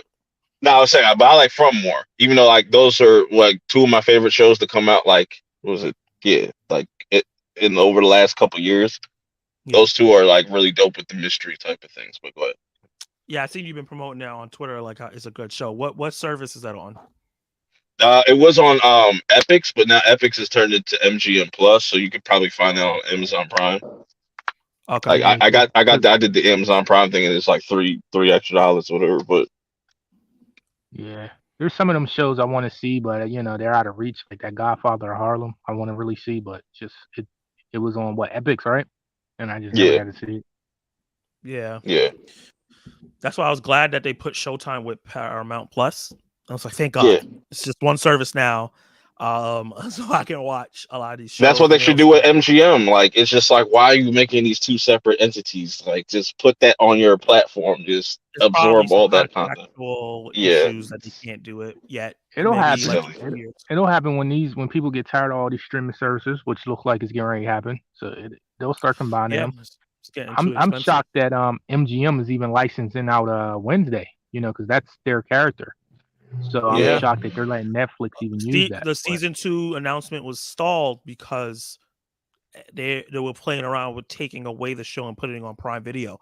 And I was like, that would be the craziest shit ever if they did that. If they got a 7-day trial, I think it's definitely worth just checking out. Just to watch From, and then catch up with like Godfather of Harlem, and just make your decision there. If you just want MGM, they have a 7-day trial, yeah. Yeah, because MGM just by itself is like what, $5 or $6, something like that. So yeah. I want to mention something. What's up? I want to let everyone know to not forget, even though tonight's mainly about Mando, don't forget about the Power Rangers reunion special. Oh yeah. Oh yeah, I'm watching that. That it deadass releases at the same time, and I'm mad about it because the 3A drops are a mistake. Yeah. So I just want to let everyone know to not forget about that, even though tonight is really about Mando finale. Yeah, I'm gonna try to review Mando and Power Rangers. Where's Kimberly though? They really? I thought they were joking, not bringing her back, but okay. I think there's she did a whole interview on it. And there's like a whole interview. And I guess they had trouble with money or something. The funny thing is if you grew up with that as a kid and now you see what they're getting, like you've seen the promo for it, and you're just like, yo, that's literally like in today's age, if that show was coming out, that's what it really was. Like, it's so bad. Yeah. But we loved it as kids, but it looks so like they had two sets and they just got them together to shoot. Like, that's what it looks like. But yeah, I mean, I would check it out if I ever got a chance, I mean, technically it's actually canon. Mm-hmm. Yeah, all of it is. All of them is canon. No, but yeah, but at least the heading forward, because I don't know how to explain it, but technically the way that Rita, because obviously you've seen the trailer. Yeah. Rita is back because of a villain. I believe it's from Beast Morphers or. So it's tied into the. Yeah, because Zed was brought back recently. He was brought back as well, the same way. Hopefully they explain a little bit of that, because I stopped watching Power Rangers at Mystic Force. I didn't even know it kept going on past the 90s. I didn't even know. You missed something crazy. They had some crazy storylines though after Mighty Morphin, like when they got into Lost with the space and stuff, like Lost Galaxy, like that shit was fire. Lost Galaxy, Time Force, Samurai, and Super Mega Force. That was it. Ninja Force, Dino Thunder. It was so many. Wild Force. There was so Wild Force was fire. That Forever Red episode was fire. That last movie they did for the 30th anniversary. So yeah, a lot of people liked it after the fact. Yeah, They that got movie shitted on was when it came out. so fire. I think they did really good with the Rangers, like picking them. Yeah, Also, The tone. Hasbro owns the rights to yeah. Power Rangers now, so They'll probably give it another they'll probably give it another go. Like as No, far as the they're movies. supposed to no, reboot after yeah. this They announced that new they're going season. another go, but just Yeah. fresh. Yeah, they said From what I've they're heard, doing time travel. They're going to go back to the '90s. They said. Oh yeah, yeah, I forgot about that. Yeah, yeah. I They don't know did how talk about that. I feel no. about that. Basically, this story is canon because once this story is over, this reunion special, basically from what I've heard, Billy's supposed to go into the new season, Okay, so it's like a gap movie. what's it called? I forget what the new season. But point is, Billy's gonna be a part of the new season, and then after this new season, there's gonna be like a whole kind of like a Flash thing, like a reset, and they're gonna like Mhm. basically, from what I've heard, this Unknown Project is basically a reboot, kind of like 2017, the movie, Okay. but it's new characters, and they're kind of going for like a Stranger Things vibe. Makes sense. So yeah, To expand the audience, it makes sense to kind of like change up the formula just a bit. I Yeah, I think feel that like everybody trying to do that though. The I mean, Stranger I Things. think it'll work. Yeah, it could work. It could. it worked for I just think the Ghostbusters Afterlife. So Mhm. Yeah. yeah, Yeah. I just think they really had something special with that last movie. I I thoroughly love enjoyed that last movie. 2017. but the Hmm problem is it bombed. So like You know why Yeah, it but bombed? it's like the You know why it Spider-Man money. thing though. I think if they continued, it would pick up steam because people now that But they So you caught it, know why the really, reason why it Spider-Man bombed? won an Oscar. If it didn't win that Oscar, we might not be getting Across the Spider-Verse right now. Do you know why it really bombed at the box office? Why do you say that? The competition that month. Mm. Do you It's know the like competition of that month? June or July that came out. It came out in Mhm. March. Do you know the competition of March 2017 was? yeah, it was What? big. It was big. Logan, Mm-hmm. Mm. Beauty and the Beast, Oh Mm. yeah. and Had no Kong. chance. Oh yeah, had no Yep. chance. See? That is why it bombed. Yeah, they should have moved that. Do you see them ever bringing like? I think Power Rangers would be dope if they brought into like the anime space or like animation Mm. in general. The one thing I want adopted is, I don't even know if it's possible now, is Shattered of the Grid, I believe what it's called. With The what's comic, his name? With what's his name? Lord Draken. Draken. Yeah, Lord Draken. Do I have that Funko Pop behind me? Oh yeah, it's right here. You got it. Let us see that. Let us see that. The light is shining on it, but yeah, I do have the Lord Draken Pop. I would like to see Is that that happen. next to I don't know if it's all? Is that possible. All Might next to him? Yeah, All Might is right next to him. The Red Ranger's under All Might. Green Ranger's on top of Draken because Green Ranger forever. That's dope. Zach, Do you change that up in the back? Like, is it always the same ones, or you switch it up? I switch it up. Zach, do you Yeah, remember what's that up? live action trailer a few years ago? Yeah, the darker Like one. promoting that? Oh Promoting no, you're that talking about promoting the Draken comic? Yeah, Yeah, with Jason Jason. David Frank. Yeah. Yeah, rest in peace. I wish that tone of that trailer was just so sick. Yeah. You guys talking about the trailer where the Black Ranger was doing drugs and they was killing off all the Rangers? No. There was No. an official thing that they made to promote the comic book and game with the original Green Ranger, playing Okay. his character from it. Mhm. It was pretty Tommy. cool. The tone. Everyone was like freaking out, like harder than the one you're talking about, which was like the R-rated Power Rangers one. Yeah, that R-rated one's what got them to do the 2017 one because they seen so much Yeah. interest was into it. I really wish they would do that because I know the Rangers are for kids, but there is still a lot of audiences that grew up with that are older now. So if they did a Which serious is tone one just for us, it which is would why I think go. the Stranger Things thing could work with the Unknown Project.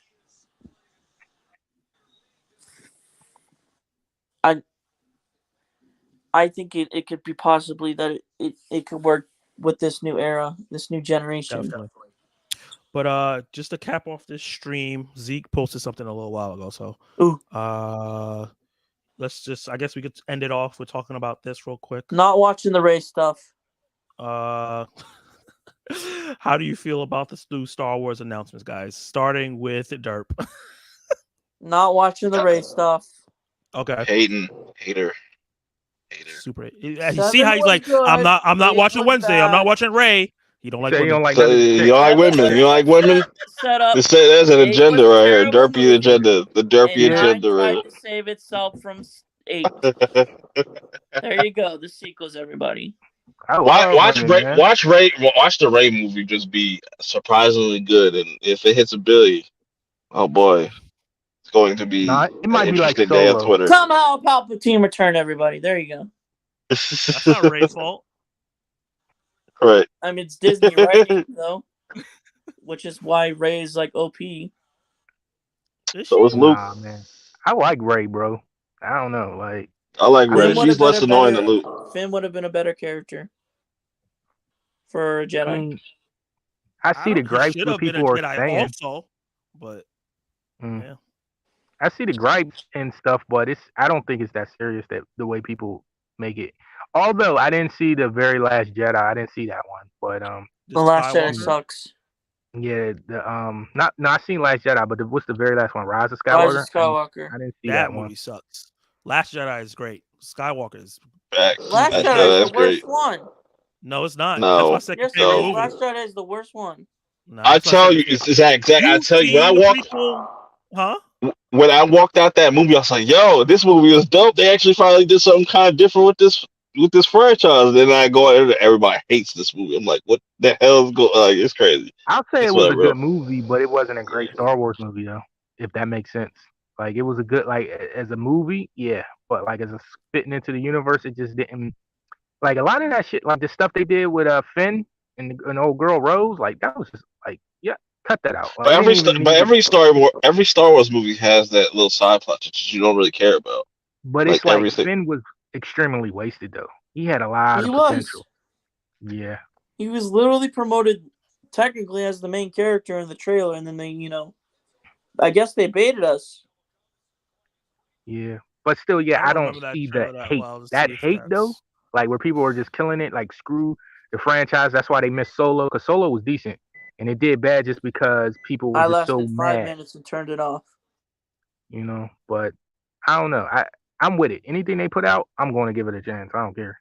I don't think Rey as a character is that bad. I mean, some of the decisions was like, but I don't think she's a bad character.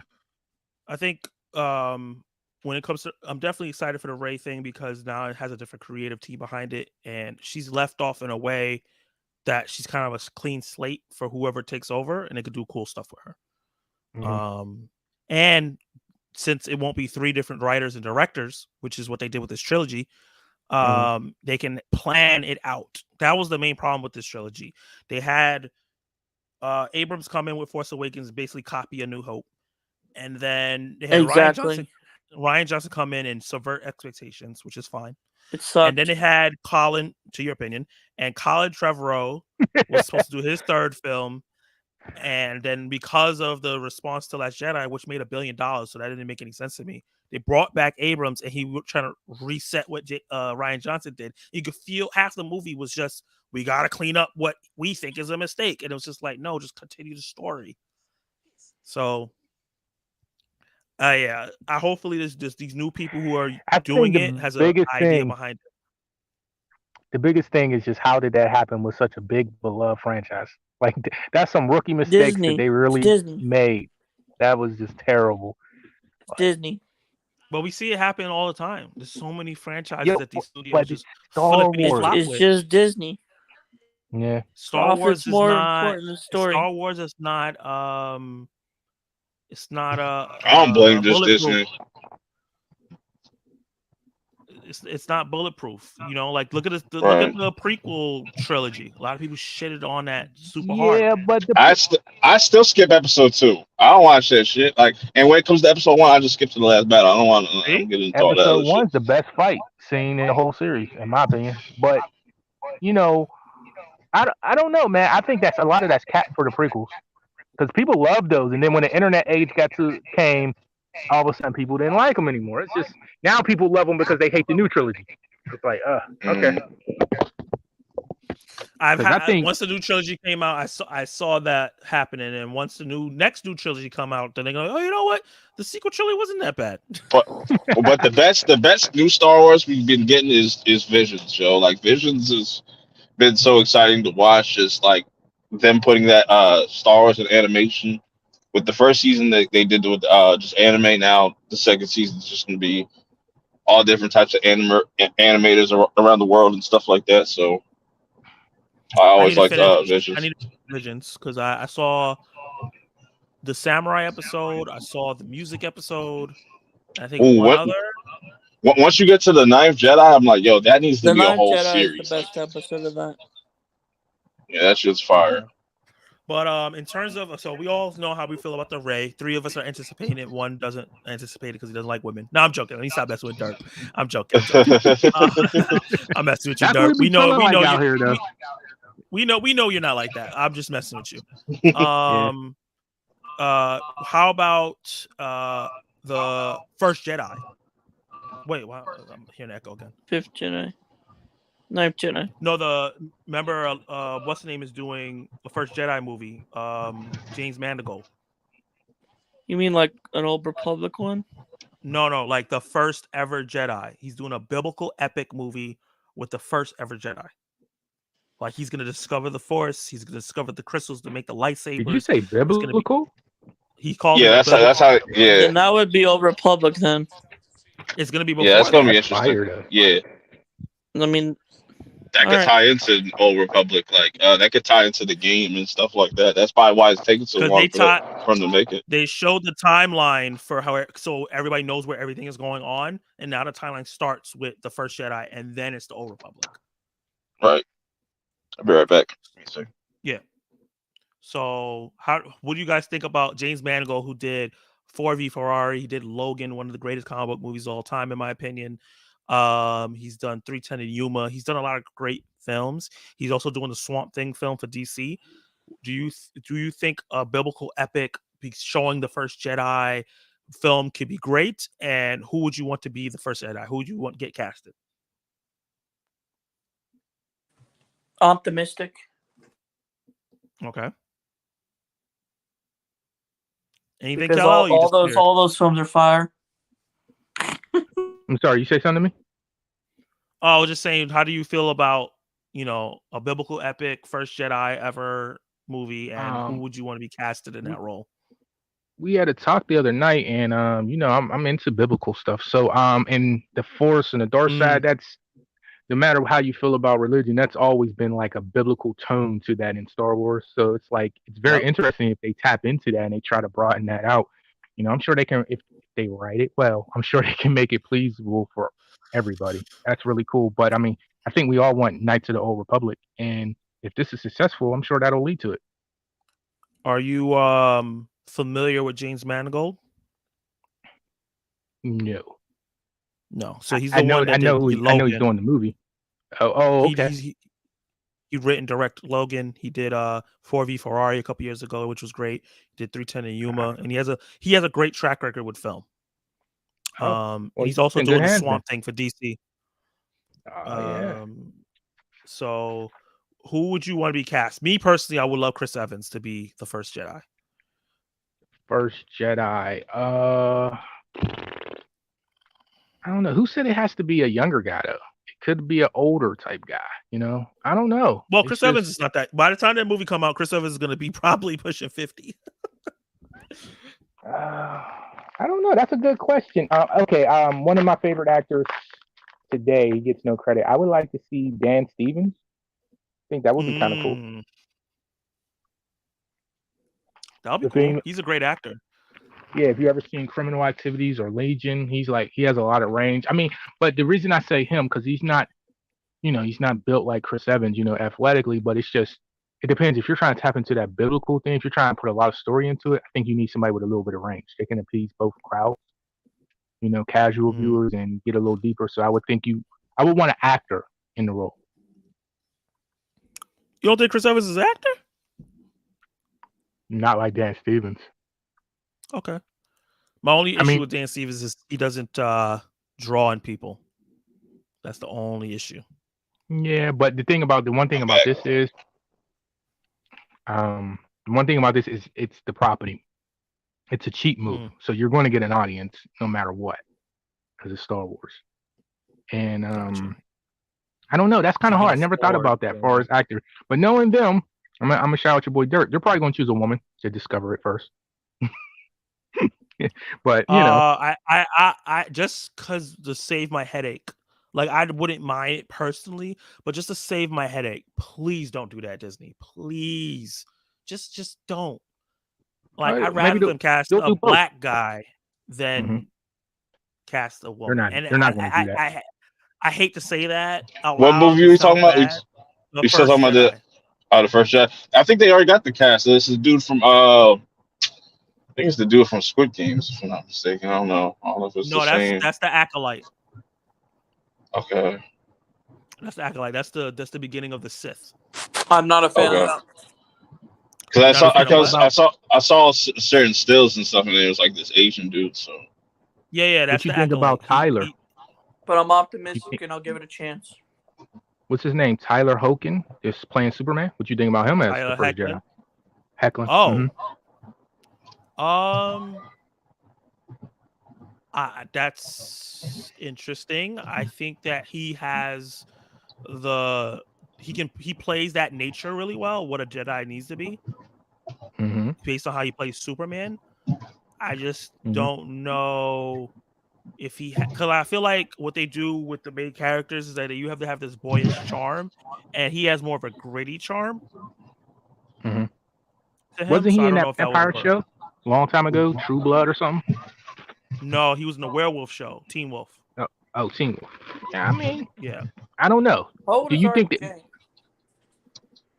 I guess Chris Evans would be cool. I mean, that would be the new step in his career, you know. Downey? Who? Robert Downey? Too old. He might be Lex Luthor. You think? Fair. Look, man, we gotta get to the Old Republic so we can get like Revan and all that, like get the lit, like make Star Wars lit again. What they have right now is the First Jedi. They have the Acolyte, which sounds cool, showing the Sith and focusing on them for once. Mando movie. They have the Mando movie, which should be really, really cool to have all these shows tie in together. Boba Fett, Obi-Wan, there you go, Andor, and all that other stuff. What you said, Cal? I said, here you go with tying all the shows in. Man, I ain't seen all these shows. Well, get it together or forget it forever, all right? All right. Your show. All right.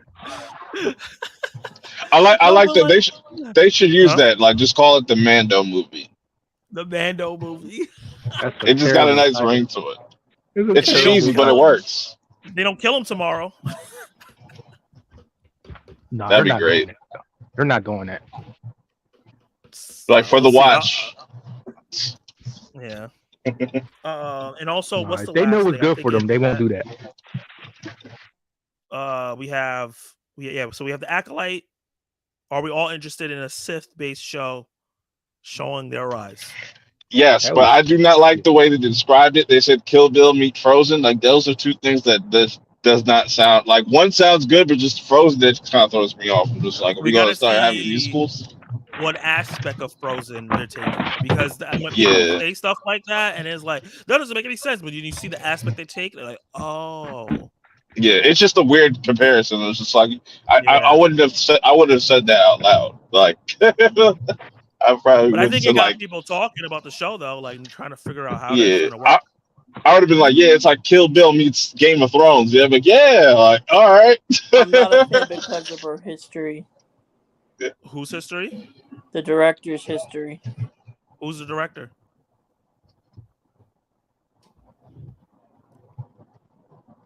What did the director history? What did this woman do to you, It's a type of woman. Whoa. Oh. your true colors showing. You gotta rephrase that. You gotta. Yeah, you gotta explain yourself, bro. You can't. I can't have you on stream sounding crazy. You know what I'm trying to say. Just No, I don't. fam. Alex Garcia Lopez. Well, you don't like because she's Spanish? No. That is I'm actually not the. That's absolutely not. I'm messing with you. No, but for real, what's up with the director? What has she done before that you don't like? Can you put up her work on here? Can you look it up? It's Alex Garcia Lopez. Is that what you're talking about? Yeah, the director that's doing this. Because I just so it's basically more based off her filmography. She's done some basically modern stuff. What do you mean? Interesting. But you gotta understand stuff that I'm not okay with for my taste, basically. But you gotta understand. Look at the Russo brothers. Their track record before Winter Soldier was not great, and then they just gave us 4 of the greatest Marvel movies of all time.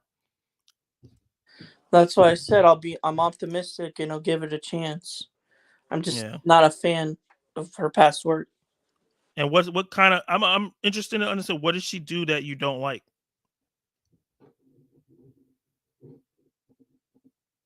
I gotta look it up again. Hold on. Okay, because I'm looking her up, but they don't really show what she's done. I'm seeing like Residue, Totem Loba. I never heard of any of this stuff. Yeah, I've never heard of none of that. Exactly. Well, yeah, that's fine, but I never heard of any of the Russo brothers stuff before they did Winter Soldier, and I was like, holy crap, these guys are good. Yeah, there's plenty of directors and stuff like that. Like I never knew they did this, or that person did this, and I just look at the art. Yeah, sometimes they just need an opportunity, or maybe those are stepping blocks. But I get it though. If you see things that it always worries me when I see like, okay, this person specializes in this. Are they going to be able to fit the tone? Yeah. I think the only person that couldn't calm himself down was Taika. Yeah, he goes crazy. He's just like, you know what, I'm gonna do whatever. Like he only knows how to do what he does really well, and he doesn't know how to tone it down. Yeah, and it's not like I can understand your worries if like this person they wrote Dragon Ball Evolution. Like, yeah, I don't like that. That person should not write nothing or do nothing for a while. Just go sit in the corner. But M. Night Shyamalan did. It's actually Acolyte. We're on Acolyte, right? Yeah. That's the wrong director. Oh, when I googled Acolyte director, that's the name that came up. Who's the director? What did you say, Grace? Right? Alex Garcia Lopez. No, it's Leslie Headland. Leslie Headland. Oh yeah. I think she's done some weird stuff. You said she does some weird stuff? Yes, that I'm not particularly a fan of. Like what? Name one of the the things that she's done that's oogly boogly trash.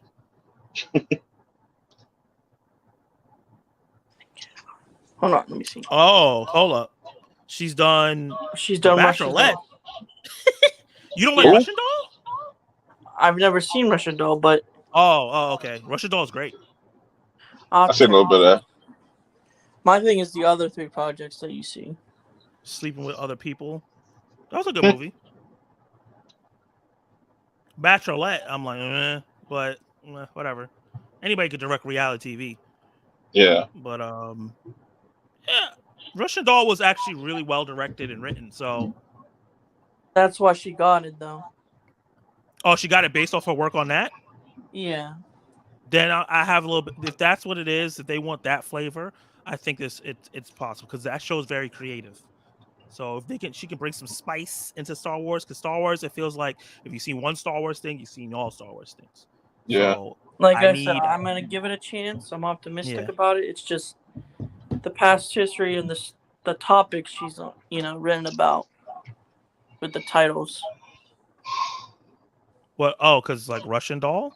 No, the other two that you mentioned. Oh, sleep with other people. You don't like movies about like relationships and stuff like that. That one seems like affairs to me. No one seems what? Sounds like affairs or friends with benefit type of show. Oh no. It was about a couple that realized they weren't good together and they like broke up and they started sleeping with other people and then in the end they realized, oh no, you're the one for me. It was like one of those kind of movies. All right. I mean, like I said, I'm gonna give it a chance and we'll see how it goes. Yeah. Yeah. Like if Russian Doll wasn't on this list of like her she wouldn't track have been record, mentioned. I would have been like, why did you guys pick her? I would have been scared. But the fact that Russian Doll's there, I definitely a little bit more excited because that was well written. But yeah, this was really fun, guys. Most definitely. We've been going for 3, so it's time to wrap 3 it up. hours and 15 minutes. Yeah, To Derp, be exact. and Perp, this is your debut on my channel, and I really appreciate you guys. You guys have been a big support for me, and you guys are really great. Derp, do you have anything you want to shout out on your channel real quick that you have coming up, or are you doing? I might do a live reaction tonight to Amanda. Okay. But I'll that's like check at 3 in the morning, so. Well, as long as it ends up back on your YouTube channel, I'll check it out. I want to see how you react to it live. And Perp, what about you? What you got coming? I know you got a bunch of reviews and everything. Yeah, I got the Power Rangers thing coming up soon. I'm gonna probably try to take a nap before that comes out, and then probably on that one. But I'm probably gonna end up staying up and just making thumbnails and stuff like that, working on content like I normally do. Other than that, I got Snowfall live discussion for that coming up this weekend. Evil Dead is Thursday on 420. Yeah. Then we got and then gonna end off the weekend with From coming back with season 2, and can't wait for it. Nice. Derp, what's your channel name is Derp Entertainment, right? Derpy Entertainment, yeah, Derpy Entertainment. So DERPY Entertainment. Hit him up, subscribe. He's big into the nerd space, and check him out reacting to Mando. And Perp Minded, like he said, if you are into anything geeky at all, he has reviewed it. That man work ethic is crazy. He does lives, he reviews so many things. He introduced me to my second favorite movie of the year because he reviewed it and I didn't hear about it until he reviewed it. Like he puts you on to a lot of stuff. So definitely subscribe to both of these guys. I really appreciate that. Appreciate both of you guys. Huh? I might also do a re-review of the original Star Wars trilogy because Return of the Jedi is coming out to theaters. That's a great idea. And I'm going to be seeing it in theaters, so. Yeah, so definitely let us know when that's coming out. I'm excited. I'll share it and everything to help you promote. For me, for this week, I have a review for Army of Darkness and Evil Dead Remake coming out should be Thursday if my schedule lets it happen. Mando Season 3, Episode 8 review. There's a Fast X trailer coming out tomorrow. I'm thinking about reacting to it, but Universal plays games when it comes to their trailers, so I don't know. And I have Evil Dead Rise on Friday, and then I have Beau is Afraid probably on the weekend. So those reviews will be coming very, very soon. I'm really excited for Beau is Afraid. So that's what I have coming up for this week. If you are watching this on a replay, most likely because we don't have too many more people live, subscribe to Derpy Entertainment, Perp Minded, Zack Attack Review, share, like, comment your thoughts on everything we talked about here. We talked about a whole lot, and it was a lot of fun. So I appreciate everyone for watching that's talked about, like Spoiler King, subscribe to them, Movie Ninja, subscribe to him, and yeah, we'll see you guys later. Peace.